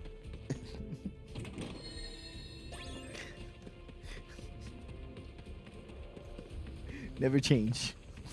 Never ever change. Activating combat mode. All right, here's a weird track. All right, you know what annoys me at like a grocery store? When the cashier asks you, "You want your milk in a bag?" I mean, that doesn't happen here, so. Conflict resolved. I'm just like, why would I want? You talking about some what space psych- alien shit that does not what happen? psych- Dude, yeah, Yo, what's up, I'm- Kabuki? It's like it has a handle. What psycho wants to have their milk in a bag so that way it can rip out and smash on the asphalt in the parking lot? I mean, yeah. I don't Why even- would I risk that? I don't even know what you're saying right now. You're speaking some language I don't speak. Conflict resolved. I'm like, milk in a bag? That's not. We don't live like that over here. Activating combat No. Like you buy a gallon of milk and they're asking if you want to have it in like, you know, a shopping bag. Oh, in a plastic bag. Oh, Yeah. I see what you're saying. Yeah. I see. I thought you were talking Yeah. about milk in a bag. No, but that's probably gonna happen. Oh yeah. Or has it? Well, you know what? I think what you're talking about there is just people don't think past the basics. They just run the formula, right? So if they're like supposed to ask you if you need a bag, they're just gonna ask you every time. They're not even like seeing the items that you've purchased. You know what I mean? It's specifically milk. No, Like, I they just- totally get it. Anything with like a handle like that, and you're only buying the one item, right? Why would you need a bag? I get it, but they don't. I'm telling you, they don't even see it. It's just like, boop, you need a bag. Boop, you need a bag. You know what I'm saying? If they would have said you need a bag for like you know, different items that actually have a handle and stuff like that, I'd be fine with it. But it's just specifically only milk. Maybe You it's know? maybe it's too cold for people's fingies. You know?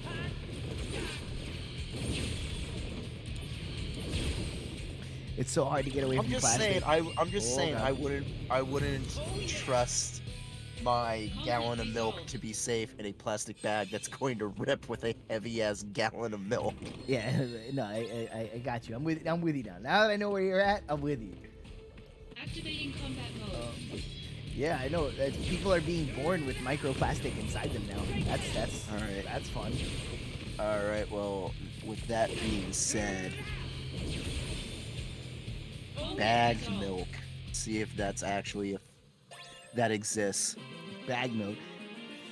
Oh my I miss god, the it days- does. It does exist. Of course it does. I miss the old But it's days pow- with but it's everything powdered milk. everything in glass. Me too, man. I was just talking about that the other day. How I Oh, don't it's a freaking Canadian thing. how I don't think that Snapple tastes the same since they went to plastic. Like Of course not. I find Snapple to be a lot less delicious now. All right, here shows you that plastic definitely changes the flavor or something. All right, it made Old English 800 even more terrible. I don't even see Old English anymore. I feel like they switched to plastic and then it just died. It's still around. It's still around. I don't touch it because oh my, yeah. I need to actually change the subject because that almost made me throw up a little bit.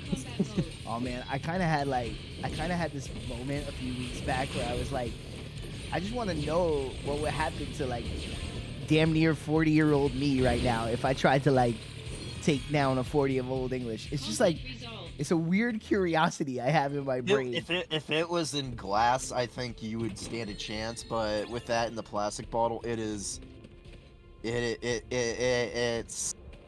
a lot worse than it needs to be. And here's the funny thing about Old English: for as bad as it is, it's one of the more expensive 40s. Activating combat mode. Bring it on. Really?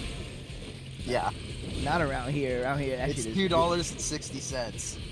Around here, that shit is At least it used to be. Now it's like $3. cheap for us, because cheap for us is different than cheap for y'all. Like, yeah, I'm pretty. the last time I I'm went not sure about New York City, but I know New York State booze is a hell of a lot cheaper than it is in Pennsylvania. Yeah, no, it's in New York City. Everything's expensive. The last time I went to get a I don't, I'm at that point in my life. I'm not drinking a 40 of anything because that's a 40-ounce commitment to drinking beer. Like, what if I only want 2 beers? Like, I'm at that point in my life where I'm not doing that, But the last time I went to buy a 40, my man was like, yeah, I think he tried to charge me like $5. I was like, yo, nah, B. Nah, I'm putting this back and I'm getting a can of Foster's and I'll see you later, The giant can of Foster's. Yeah, nah, I'm I good. haven't seen those in years. I love those. That's kind of like my most often drank beer. It's not my favorite. I'm a Heineken man, but I usually drink the can of Foster's because like one can is enough. Like I just have a can and be good for the night. But I can't hear the word Heineken without thinking of that scene in Blue Velvet. oh hell yeah, damn fine beer. Heineken. Fuck Fuck shit. that. That's Blue Ribbon. Oh, there's this YouTuber called Urinating Tree. He actually made like a fake Pabst Blue Ribbon commercial from that scene in Blue Velvet. That's great. Oh man, I don't want to get into the Pabst Blue Ribbon conversation, but like, we drank Pabst Blue Ribbon because that shit was $1, and now in like Hipsterville, it's like they try to you're paying like $7 a beer for Pabst Blue Ribbon. Hey. I mean, sorry, but like, you could have prevented this. You could have told those dudes at Williamsburg to fuck off. Oh, it's the worst. But I'm like, how you gonna try to make Pabst Blue Ribbon bougie? Like, stop. That is the definition of a cheap beer. Is High Life still in glass? Yes, as far as I know. Yeah. Oh, High Life. That's the beer that I can't drink anymore because it literally just tastes like sugar water to me. Because back in the poor days, we drank so much High Life that like I've lost the taste for it completely. All I taste is Genesee for me. I taste the like individual components, That's like Genesee and vodka for me. Activating combat mode. Keep moving. Don't slow down. Don't get hit. So yeah, my build right now in this game is extremely glass cannon-y. Like I do crazy amounts of damage. So I'm able to get into like these missions that I shouldn't be able to beat. But I'm doing, as long as I don't get hit, I'm fine. But at least it's not like Final Fantasy 3, like the actual Final Fantasy 3. Because you know how it goes when a game gets released in Japan and then the 4th game gets released in America before Yeah. that one becomes 3 as opposed to, but yeah, the actual Final Fantasy 3. Right, as It's opposed like, to how come Final I- Fantasy 6, which is Final Fantasy 3 here. Yeah, I know. It's all very confusing.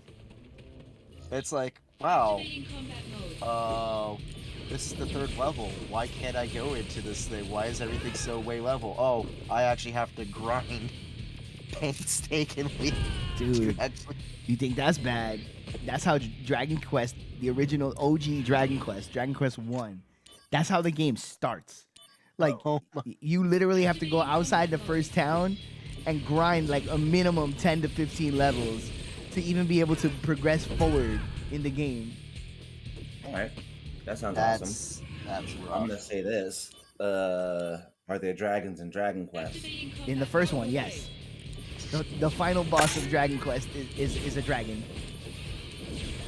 I'm really disappointed by that. It's only one game has a dragon. Well, there are dragons in all of them, but only the first one is like themed around fighting a dragon. There.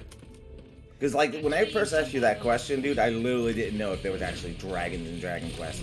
Because every picture I've ever seen, any gameplay I've ever seen, it's always those blue blobbies or like these ogre things. Never Blue dragons. blobbies, the slimes, Papa, the slimes. Whatever you want to call them, you pervert. The slimes are iconic. Mm-hmm. You was pervert. Well, I mean that's true, but it has nothing to do with this conversation. Pervert, I say. Pervert. These I've motherfuckers actually stole never my. played Dragon Quest, but that would annoy the hell out of me. Like, I don't mind grindy games, but like, there's a point where the grind is not fun. Mm-hmm. Well, it's old. It's not even, Whoa, this is not it's not good. even that. Dragon Quest is just made. What did they call it? A puff? Oh, the puff puff is iconic. Well, that ends. Another iconic part of Dragon Quest. I don't know if it goes all the way back to the first game. I don't remember, but the puff puff. You get brought into side rooms by special ladies, and they give you the puff puff, and it refills your health. Activating combat mode. And over the years, it's been insinuated to be many things.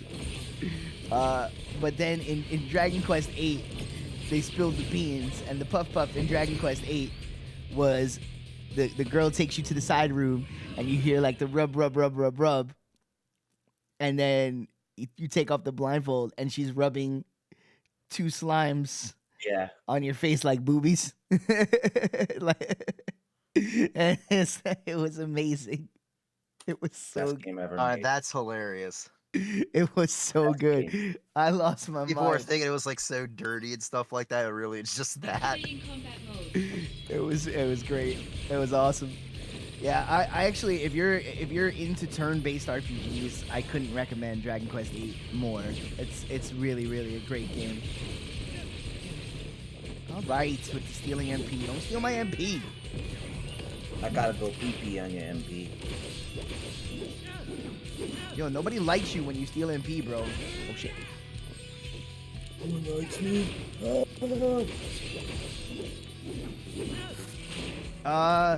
Yeah, there's a PSP version. I hear it's good, but I hear they also changed some stuff. Like there's a little bit more content, but they also like changed some voice acting around.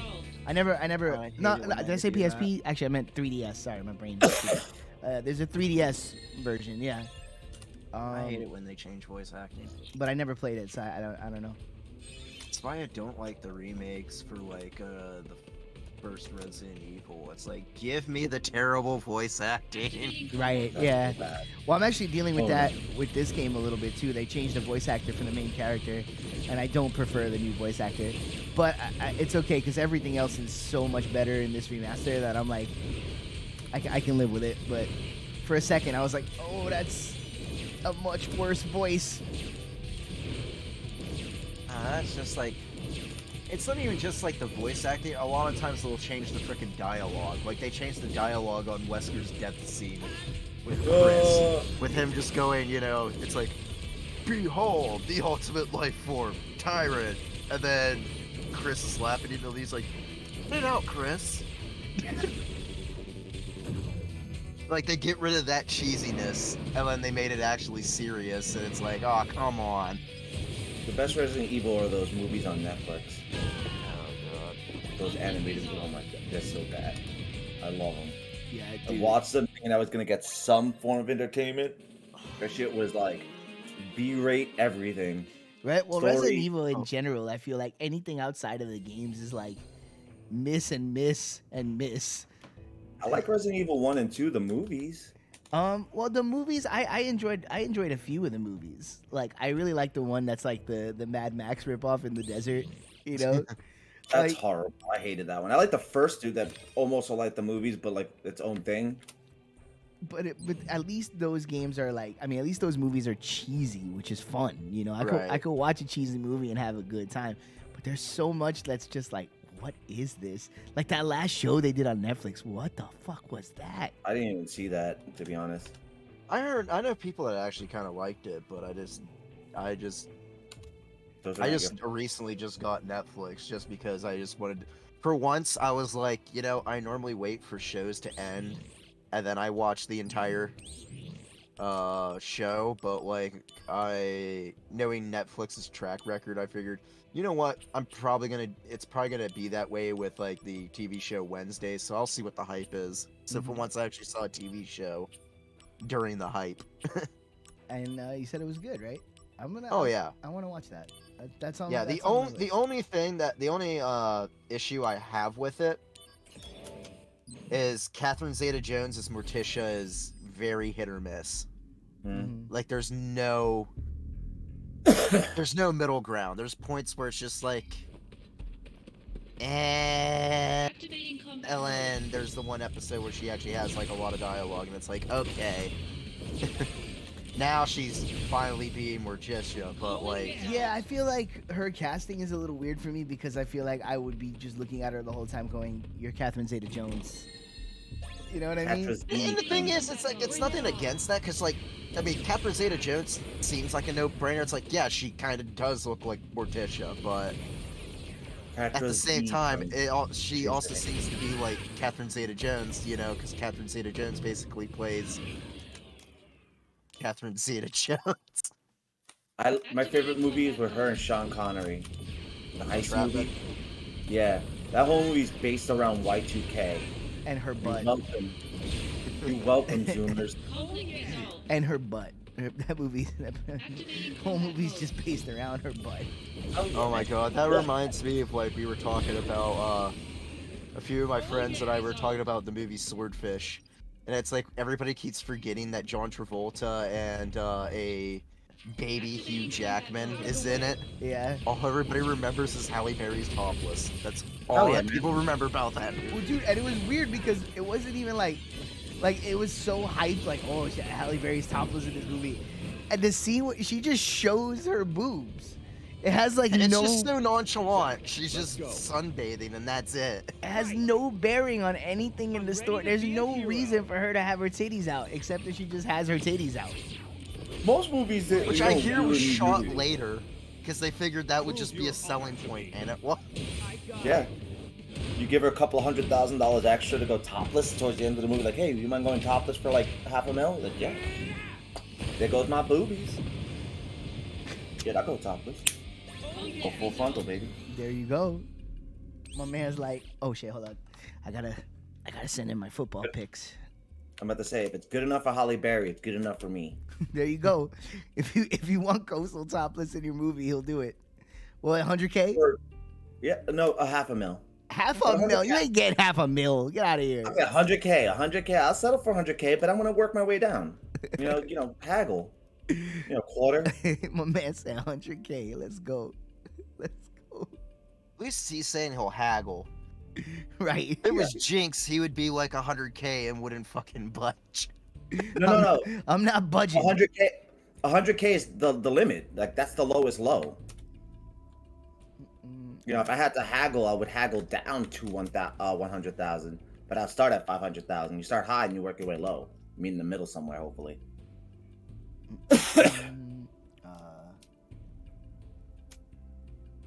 I do want to start an OnlyFans, but just for video games. Like, I'm just gonna play video games. I kind of love that. The funny thing is that I know someone that has an OnlyFans, and she just posts pictures of her cat. Perfect. And is like literally just tricking horny dudes, thinking that they're seeing pictures of her vagina, and it's just her cat. Yeah, they could report her though, I think, for that. Surprised she hasn't been banned. Well, she's not false advertising. She says pictures of the pussy, and it's a cat. Okay, then fair enough. Fair enough. Yeah, no, that's fair. All right, that's absolutely fair. Let's see. I need to pick my lock of the week. Trad, you got a lock for me? Who's winning this week? The Bulls. The Bulls. It's football. Oh, football. Shit. Okay. Manchester United. Who's Dallas playing against? They already Manchester Cowboys United. already won, you bastard. Manchester's United. You know what? I got it. I'm gonna take the Seahawks. Seahawks like a fucking NFL games. I took the Seahawks. Christ. I figured the Jets will do me a favor and lose. I'd say, let's see, Falcons, Punch. Fins, Eagles, Colts or Giants. That's a hard one because like the Giants are obviously the superior team, but that's definitely a team that the Giants would lose to. Right? Well, the Giants need to keep winning though. They gotta secure their playoff berth. Then Panthers, Buccaneers. Activating combat I mode. guess go with the Bucks. That'd be a safe pick. Chiefs or Broncos. Chiefs. All right. Bears Lions. Now that's a game that you guys gotta cover for Man Meat Monday because that seems that's gonna be like a shit show. It's, Trad. And the thing is that the Lions aren't bad, but the thing is that the Lions are like are just like those teams that no matter how hard they try, no matter how much they have their shit together, they just are just cursed. The Lions have had a decent year this year though. Yeah, They've been better than people thought they would be. But I go with the Lions, and to be honest, the Lions are my NFC team. Like, Yeah, I just like. That's your adopted squadron. Yeah, to be honest, if I wasn't raised a Steelers fan, I'd be like a Lions and a Jags fan, probably. Mine's the Raiders. I have a soft spot for the Raiders. Commanders over the Browns. Jags over Texans. God, 49ers over Raiders would be smart, but Raiders could make a... Yeah, I'm definitely taking the Seahawks, because, like, by the way, how's Jedi doing with the Jets? He's hurting. He's turning feeling into the Jets. He's feeling after the sting, a good start. as you would expect any Jet fan to be. Oh shit, is that Tapey? No. What's good, Tapey? What's going on? Oh, you get one too. Hold up. Where are my sounds? You won't be able to hear it, but that's fine.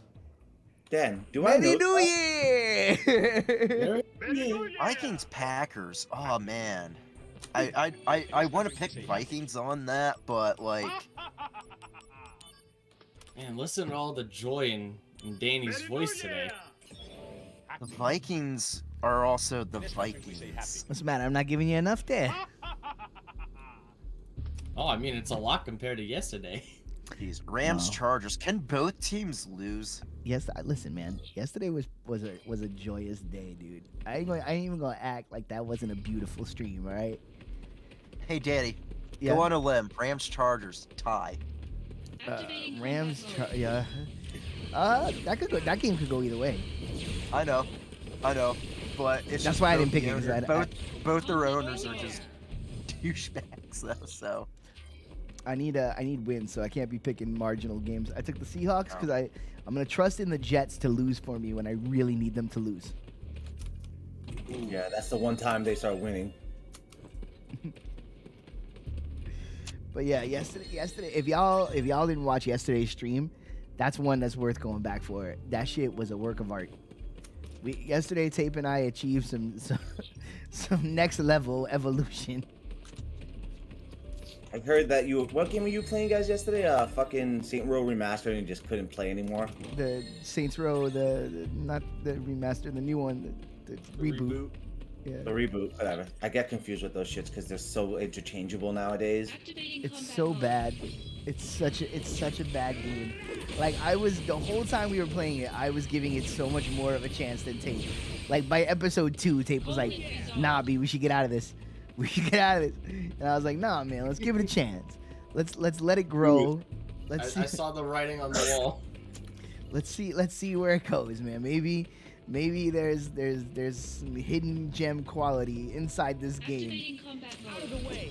And it just got worse and worse and worse, and then yesterday I stood all I could stands, and I couldn't stands no more.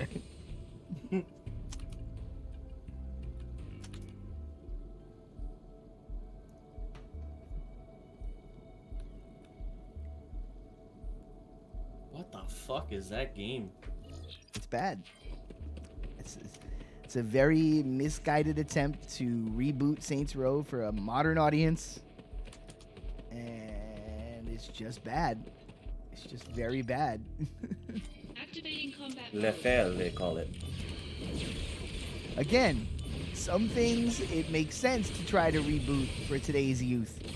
Other things, not so much. Saints Row isn't that thing. You're trying to reboot Grand Theft Auto when Grand Theft Auto exists and is better.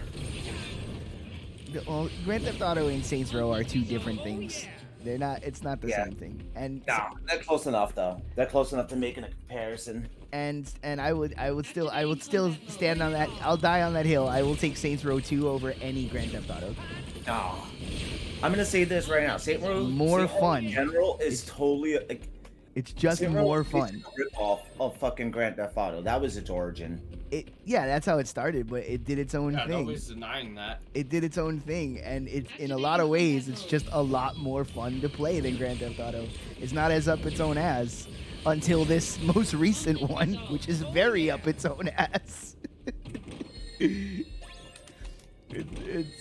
It's so sad. That's the thing. Like, Saints Row was a fun alternative to something like Grand Theft Auto, and it had its own niche and its own fan base and its own vibe. And it wasn't broke. It didn't need fixing. You know, just make another Saints Row game. Or here's an idea: don't. You know, the fourth one was like a perfect ending. It's fine. You don't need another one. Just make something else. You know? It's not like Saints Row was making Grand Theft Auto money where like you need to make another one. It was fine. It had its little audience and that's it. Like, just if you want to make a completely different game with a completely different soul that doesn't feel like Saints Row at all, why are you calling it Saints Row? Just to try to get a little bit of money out of people who like the franchise? It's stupid. Yeah, obviously. All they did was damage the brand. Now fucking 3 years from now when they put out the reboot where they try to go back to the old vibe, everyone's gonna be butthurt and not care. Well, they already don't care. That's why nobody else was playing the game. But we did get further than anyone else. No one has gotten as far in Saints Row reboot as we did. It will never be completed. Not by a single soul. It was bad. It went from LARPing to car chemo. That's a new low. It was bad.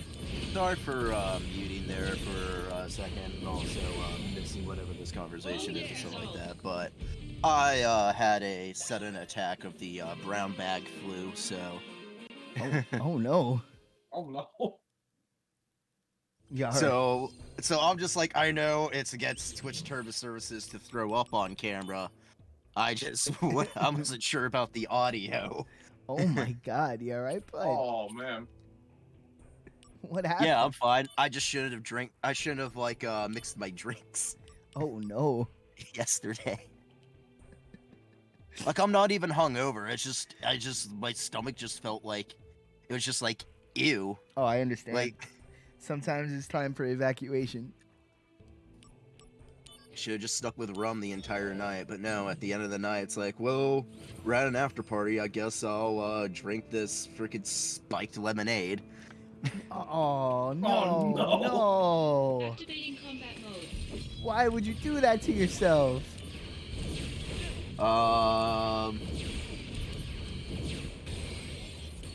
Conflict resolved. Chad, it's in moments like this you have to remember my simple life philosophy. You only get one. Oh, no.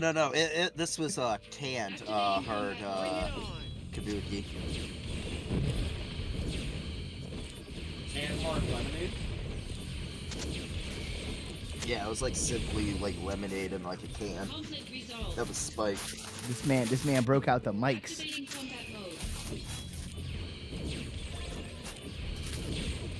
Yeah, it's Seltzer Light Bikes. Do they still? Here's a belated Christmas question. Do they still sell Hush trucks? Hush trucks? Yeah, still a thing. Okay. The Hush trucks is weird. I feel like I haven't seen like a Hush truck commercial in years though. That feels like the only old man toy. Conflict resolved. Like an old timey toy.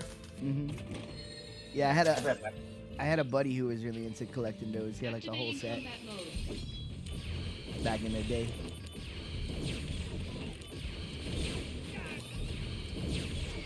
Any update on Mr. Tom like a bomb? Conflict resolved. Oh yeah. Tom like a bomb. Update in what sense? Just the streaming and all that. He was out of town this week, so we couldn't do it. Hopefully we'll be back to normal next week. Oh god. Oh yeah. Get out of here.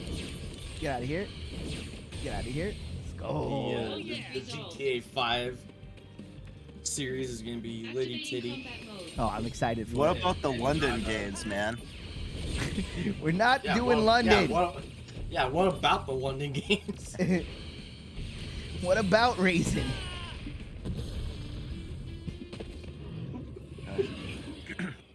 Now I'm thinking of like shit for like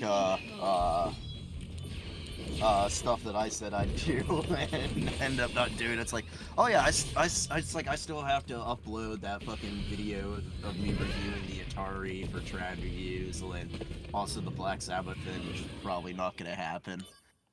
Yeah. Too much effort. Activating combat mode. R.I.P. Trad Reviews. But no, I will say this: I'll be willing to go on like a Conflict resolved. like either High Mind or like Danny's thing here, and then going through like my rankings on the Black Sabbath discography, Dude. just to have people just like roast the shit out of me for my awful takes on it. Dude, but I mean, I respect it. I mean, I could do it now. Go for it. go ahead, run it. Might as well. All right. Hold on. I actually have it popped up. I gotta actually write down the fucking list here to think. I gotta do this kind of on the spot. Actually, what the fuck am I doing? Just trying to do this on a computer. I can just do this on my phone.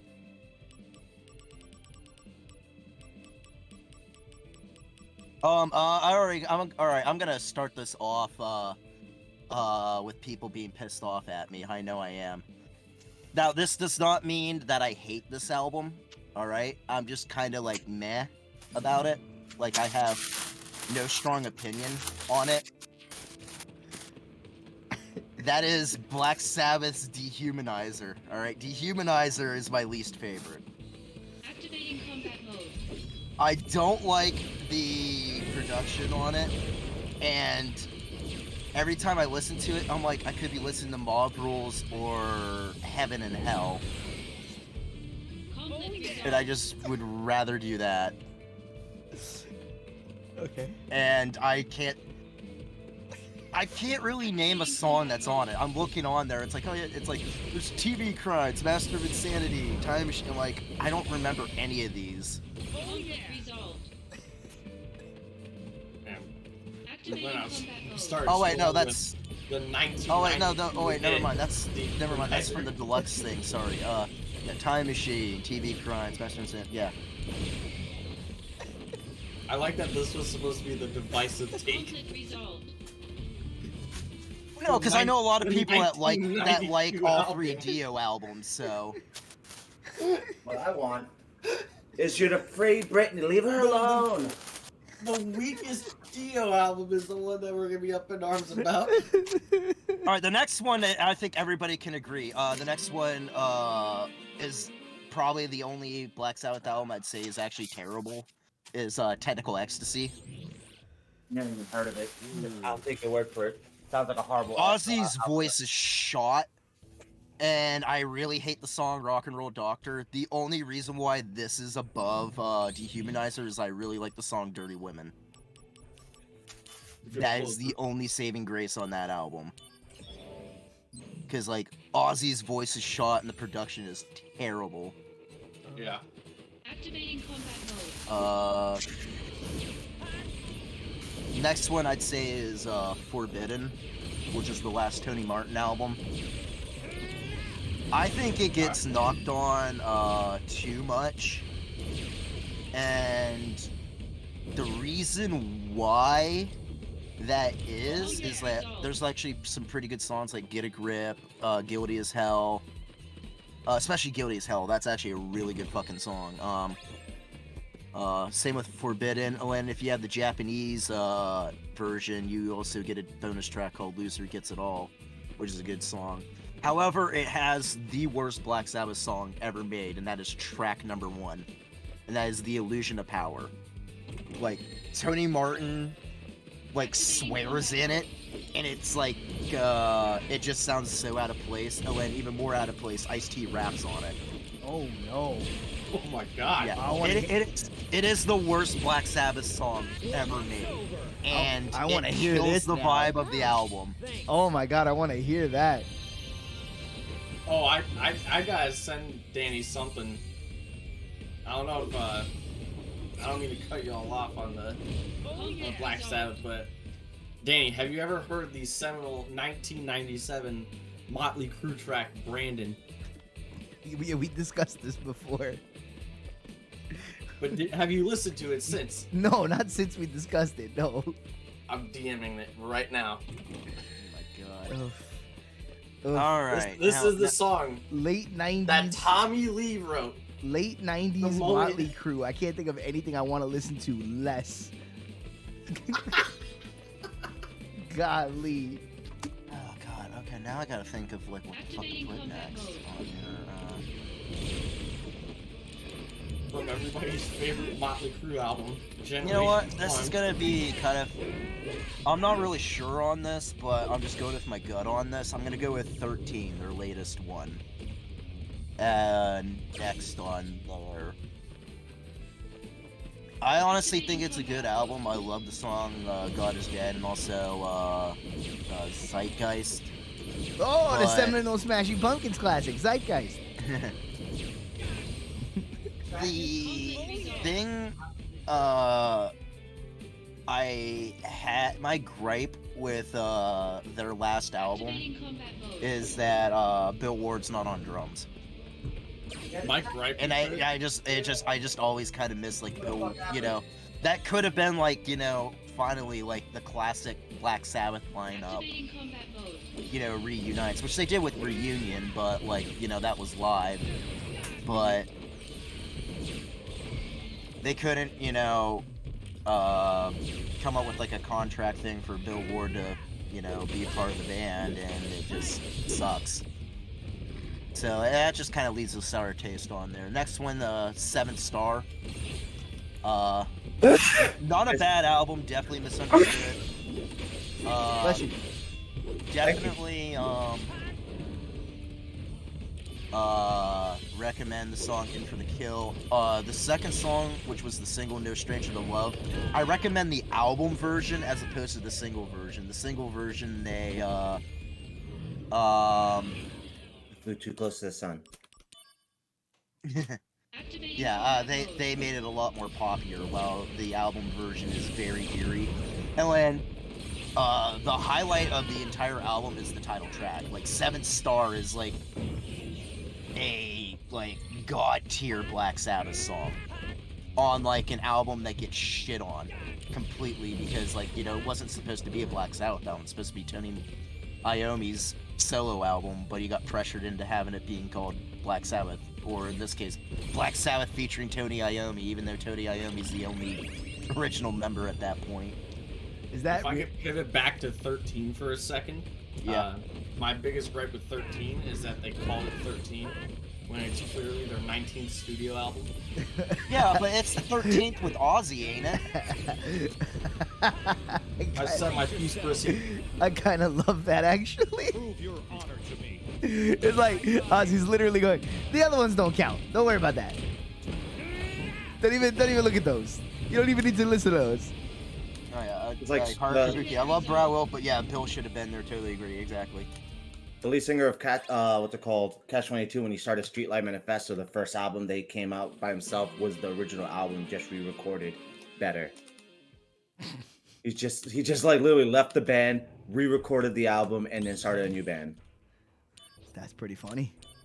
All right, next one I'm gonna go That's a with move, I guess. That's a Oh yeah, move. man. That I don't know what happened Cross between the band, but they definitely had a Purposes, falling out. which is the second to last Tony Martin album. Very overlooked. I recommend. I wish Steve was here. Where is Steve? Working, isn't he? Or are they off because of the New Year's break? Psychophobia is a good song. Cross of Thorns is a really damn good song. Honestly, that song should be the opener as opposed to Eyewitness, but like it's Tony Martin. You also have Geezer Butler on bass. And you also have Rainbow drummer Bobby Rondinelli on drums. Like it's a damn good freaking album. Again, another one. For some reason, the Tony Martin era gets shit on, like, for no goddamn reason at all. Well, I mean, you can understand that. He's sandwiched between two legendary lead singers, so of course he's gonna get, you know. Yeah, for like the long term thing, because like everybody else is kind of like a one off, like Glenn Hughes, Ian Gillan, Ray Gillan. They were all like one offs. Which comes to this next one I'm having, The Eternal Idol with Tony Martin on vocals. Damn good album. Tony Martin does really well. However, the album is definitely made with Ray Gillan's vocals in mind. And you figure that out really when you listen to the version with Ray Gillan on vocals that they ended up releasing in 2010 as like a deluxe edition to the, you know, re-release of The Eternal Idol. Which, that being said, next up would definitely be The Eternal Idol with Ray Gillan. Like, his voice is just really goddamn crisp. And it's hard to explain, you know what I mean by, like, really crisp. Like, you gotta, like, listen to it and see, like, the two different, you know, versions of it. That the Ray Gillan one is, like, a hell of a lot better than the one that, you know, was initially released. But that's my opinion. Obviously, songs like Glory Ride, The Shining, which the funny thing about The Shining, the song The Shining was actually written clear back when they had Dave Donato as their vocalist, and Geezer Butler was still in the band, and then finally like left like shortly afterwards. So it was like something that's been around since like that they've been having, because Eternal Idol was released in '87, and the song was like around like at least like 1981 or '83, whenever. Shortly after Border, yeah, okay, so '83, '84, like shortly after like Born Again was released. That being said, after Eternal Idol, I'm gonna go with Sabotage. You're in for it now. Sabotage is like one of those albums that I keep forgetting what's on Sabotage until I hear a song that's off of Sabotage. Like, I love Hole in the Sky, Symptom of the Universe, and Superstar. But I always keep forgetting that it's on, like, Sabotage. It's... I guess I could... I guess I would say it's like... I equate it to Led Zeppelin's Presence. Like Yeah, a which damn good album, but like overlooked. I love Presence, and everybody always acts like that's the automatic shittiest Zeppelin album. And I'm like, you realize that has Achilles' Last Stand and Nobody's Fault But Mine on it, right? Like, chill. Presence rocks. Yeah, I used to feel the same way. Like the worst album wasn't Presence to me. I always thought it was like In Through the Outdoor. But more now that I listen to In Through the Outdoor, I'm just like, no, that album slapped. Dude, there is no worst Led Zeppelin album. Coda. Yes, there is. Coda. I was literally about to say that. That's That but shit right, Coda but doesn't that's what I'm count. saying. That's all Coda's a outtakes. B-sides album. Like every Zeppelin album is rad. Like the fact that Coda. you have to go to Coda to even come up with a Zeppelin album says it all. Not All right, really. all right, It's after their one bad album, man. They have a bad album, and it's Coda. after Sabotage, which again, I also would like to say like Ozzy's voice is like degraded at that point, but it's not to the point where it's like awful, like in Technical Ecstasy. Which is why the next one I have is Sabbath Bloody Sabbath. Oh shit. Which is where you start. That's the album where you really start to pick up that Ozzy's losing his goddamn voice. Again, killer album. I love it, but like at this point, these ones that are in the middle, I'm just nitpicking to just put them in a place, you know? Mm-hmm. And it also just depends on like what mood I'm in.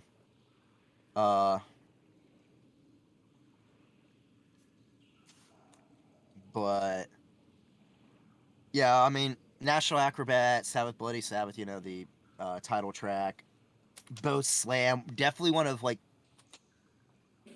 I don't know. Would it be? No, actually, no. It is not the heaviest Black Sabbath album, but it is damn close. I just remembered. We'll get to that album way later. The one I think is actually heavier than Sabbath Bloody Sabbath. After that, we have Headless Cross. If you want to get someone into the Tony Martin era, Headless Cross is the album to show them. Like, it's phenomenal. And oddly enough, it is the only Black Sabbath album where all the songs are occult themed. Ah, there you go. I was gonna say that's like a suit. That's like a perfect Black Sabbath album title. That's metal as fuck. Tony Martin's on it. Oh my! I recommend Tony Martin. I recommend the title track. It's phenomenal. Also, you have Cozy Powell on drums. And Cozy Powell was a freaking wizard. Like Rainbow, Jeff Beck group, Michael Schenker group. I think he was also in Whitesnake. But yeah, fuck, phenomenal album. After that, we can't have them calling for backup. oh, now this is getting tough. I'll draw their attention. Make sure you take them out. Yeah, you got it. God damn it, the rest of these are all fucking 8-year-old.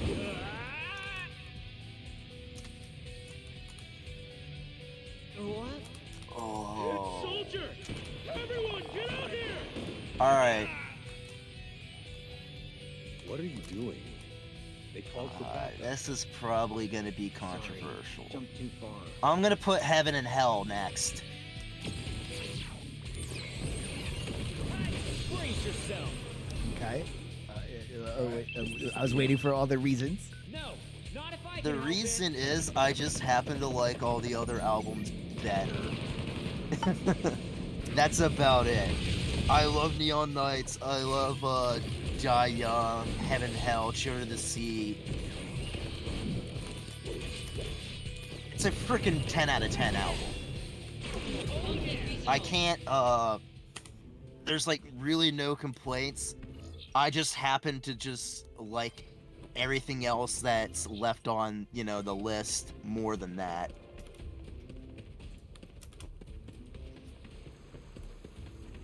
Oh no, shitty reasoning, right? I mean, that's fine. When you get to the point where you're at all the albums you like, you gotta separate it somehow. Next one, I actually do have a reason why it's next. That's Never Say Die. It originally wasn't supposed to have Ozzy singing on it. It was supposed to be Savoy Brown and Fleetwood Mac singer Dave Walker. And it kind of shows that Ozzy wasn't supposed to be on this album. However, Ozzy still pulled it off. I kind of love records like that, though. Like, cause And I do recommend. There's actually an old version of Junior's Eyes that's on YouTube that has Dave Walker singing, and it's like CCR. It's like kind of like a CCR and Sabbath combined. It's so bluesy and weird. It's hilarious. yo, but that makes But it sense. doesn't sound bad. I can see that. You know, I mean, technically, the Sabbath guys started out doing the blues, so I'm sure they can. I'm sure they can go there. You know. And to be honest, like, although objectively, I would say that Heaven and Hell's a better album than Never Say Die. But Never Say Die is this high because I think Junior's Eyes is the best song that Black Sabbath has ever wrote. Like, that song just literally, like, it just builds and builds and builds as it goes. Like, they keep adding, like, little things towards it. A good example of a song that does that is Killing in the Name of by Rage Against the Machine. It's Never like, heard of even it. though they play like kind of like the same rip, they do it a little different each time, you know? And there's just so many layers of different like guitar work that's on that song that it's just a goddamn masterpiece. Like, that's the Achilles' last stand of Black Sabbath, is Junior's Eyes. Which again is on Presence. Exactly. I would just like to continue to point that out. Ain't no Paris Alarmer though. Yeah. The without saying without including Coda, the worst Led Zeppelin album is Physical Graffiti. That's literally my favorite Led Zeppelin album. Yeah, that would be, you weirdo. It's like it's only because Kashmir's overplayed. It's one of the That's best the double only- albums ever made. Like front to back banger. I'm not saying it's bad. I'm just saying I'd rather listen to Melancholy Infinite Sadness is a great double album. Yeah, but it's got mad filler on it. That album. You're mad filler, bro. That album filler got helps you so go to many. sleep. Like, go ahead. Can you off the top of your head list all of the tracks on the second disc of that record? No, you can't. Think of on that fucking album is don't put me in that because it doesn't count anymore because records, I don't know fucking songs anymore because of Spotify and shit like that. Well, that's fair. So like I can't say that like it's that album. It's most albums nowadays. All right. Next I'm gonna go with Paranoid. Damn. Yeah. Okay. You don't like that song? No, he's it's just ranking next on. all the albums in order. So he's going from bottom to the top. So it's towards the top. Look. Yeah, the only reason why it's at that part, as it's as low as it is, War Pig should not be the opening track. I love War Pig. That's you know, like it's weird because like you end up having the love. That's an album closer. I can see that, but you end up having the love-hate relationship with like the go-to album for a band, you know, because it's like that's the one that most people will get first, right? So like it makes you kind of automatically want to be like, well, that can't be the best record. Like for me, it's like I'm never gonna say that my favorite Led Zeppelin album is Led Zeppelin 4, but I understand why that's the Led Zeppelin album, you know? Yeah, I'm every time I'm like, is it as good as like as they say it is? And then I'm listening to them like. And then you look at it, it's like, wow, all these songs are singles except for 4 Sticks. There's one song that's filler. Yeah, well, that's the thing. Like, I was talking about this with my dad the other day, right? Because my dad's like a huge U2 fan. Like in my house growing up, like U2 was like the way people talk about like growing up and listening to the Beatles. In my house, it was U2, and we were talking about it the other day. Is like how I kind of have Joshua Tree-itis, where it's like. So many songs on that album ended up being like popular radio songs that it most of the time it feels more like listening to a greatest hits than an actual album. Right. You know, so Led Zeppelin 4 is kind of in that same place for me where it's like, obviously I love and respect those songs, but like I've heard them too many times. There's no album cohesion there, so I think Paranoid is a little like that too. It's like it's such a famous album, you know, that like. It's almost like you can't put it at the top. Yeah, next one I'm putting, God. It's gonna be pissed. Master of Reality. Okay. Oh my god. Okay. Now we're getting shaky here. Okay. All right. Hold on. I'm looking at the track sheet. Hold on. We'll hold on to that. All right. Okay.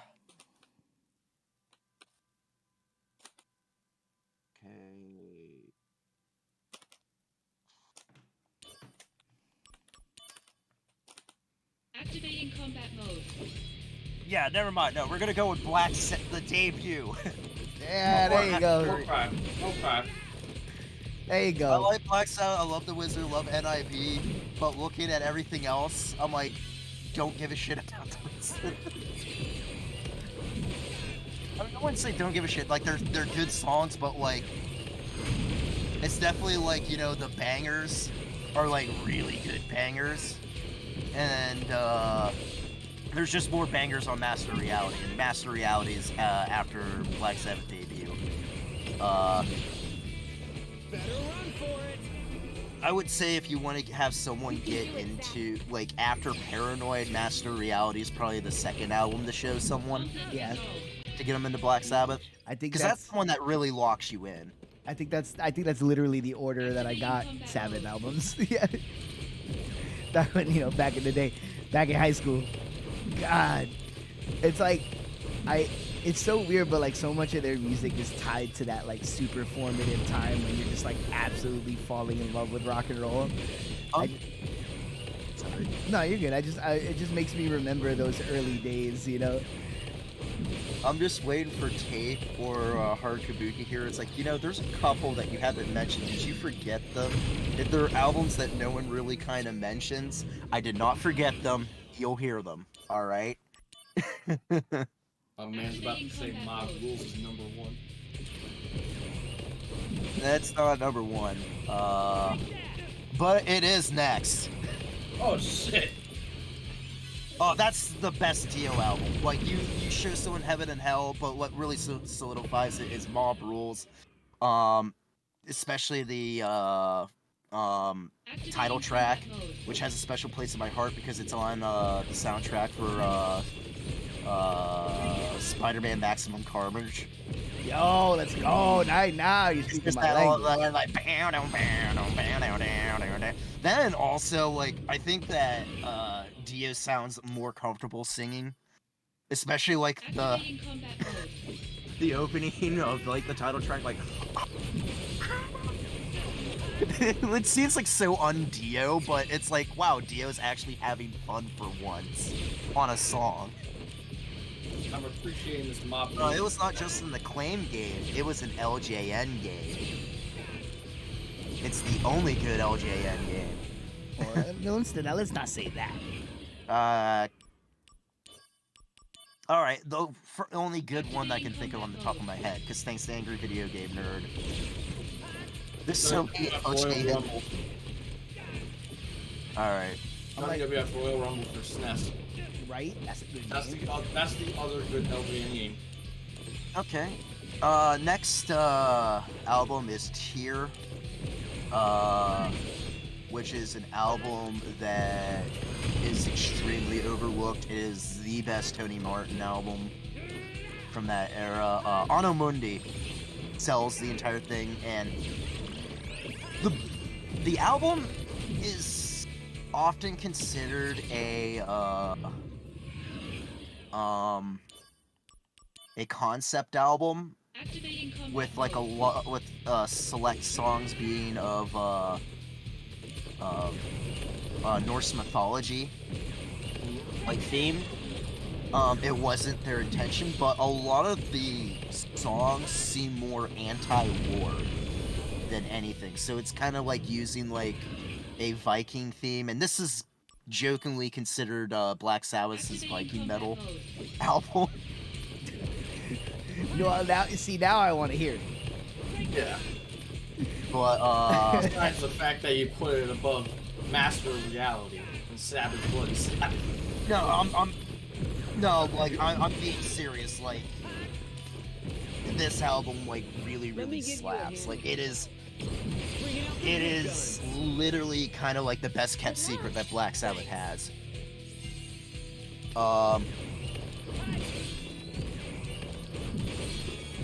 shit. Now, what the hell was I? Conflict resolved. Oh yeah, but to me, I find it very interesting that you have like Viking culture, which is like a culture that's very, known for being warlike and using those themes as like anti-war. Mm-hmm. I think is rather interesting. Also, the best vocal performances that Tony Martin's ever done is on these songs, especially the opening track. Like the opening track is freaking amazing. I can't say it enough. Like, if there's any of like the albums from the Tony Martin era to really listen to, it's definitely Tear. I'd say listen to Headless Cross first, and then, Tear. All right. Next one. All right. First runner-up, the number 2, Black Sabbath album, Volume 4. Okay. Activating combat mode. Go ahead. I'm waiting for Tape to put 2 and 2 together. What I have as number 1. Because he called it when I was first doing this thing. It's probably that album that you like for number 1. I'm like, I'm not saying shit, Tape. But anyway, Volume 4.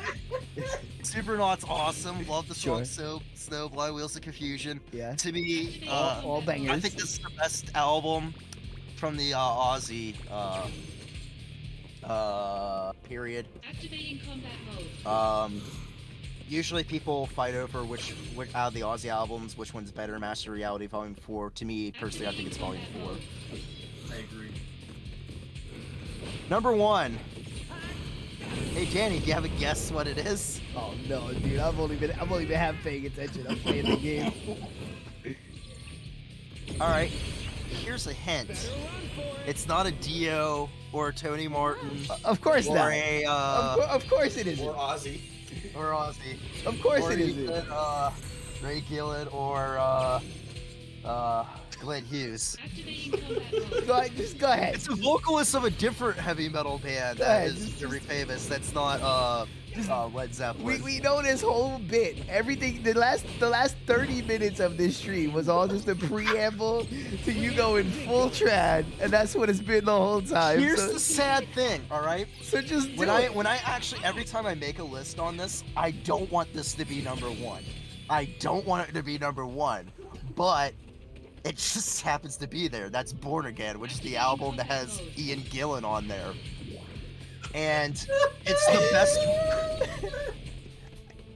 it's the best work that Ian Gillan has ever done, and I'm a huge Deep Purple fan. Like, out of like the classic heavy metal bands, Deep Purple is my favorite out of them all. Of course you are. I literally believe that Deep Purple is the corniest band that has ever existed. Their biggest hit is a song about seeing a Frank Zappa concert. Bye-bye. Have to go to work. Take it easy, Coach. Yeah. Yeah, but when your biggest track is about somebody else doing something cool.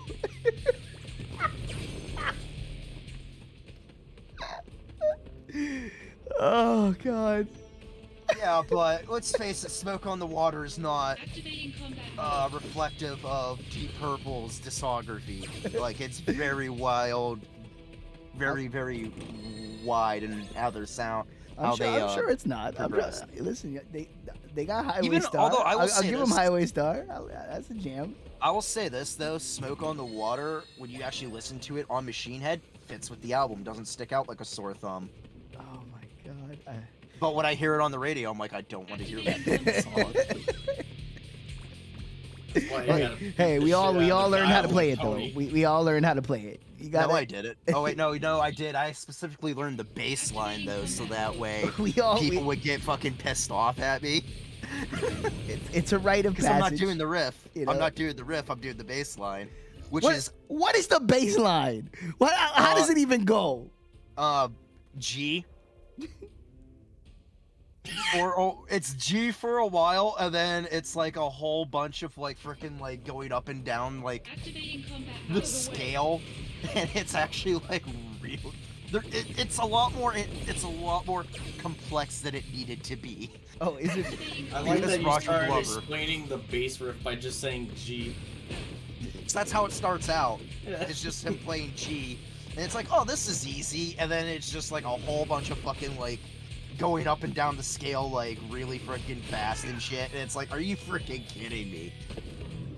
Hey yo. All I'm gonna say is never Hey change. yo. Oh shit, Loto. But anyway, now here I am defending my choice on why Born Again is the best Black Sabbath album ever. I think it's one of the greatest heavy metal albums of all time. I literally do. It is the perfect heavy metal album. It's got that perfect amount of like in your face, like heavy. This is Sabbath's heaviest album, oddly enough. But like songs like just Trashed and Disturbing the Priest, Digital Bitch, which is supposedly about Sharon Osbourne. Throwing shade, huh? Yeah.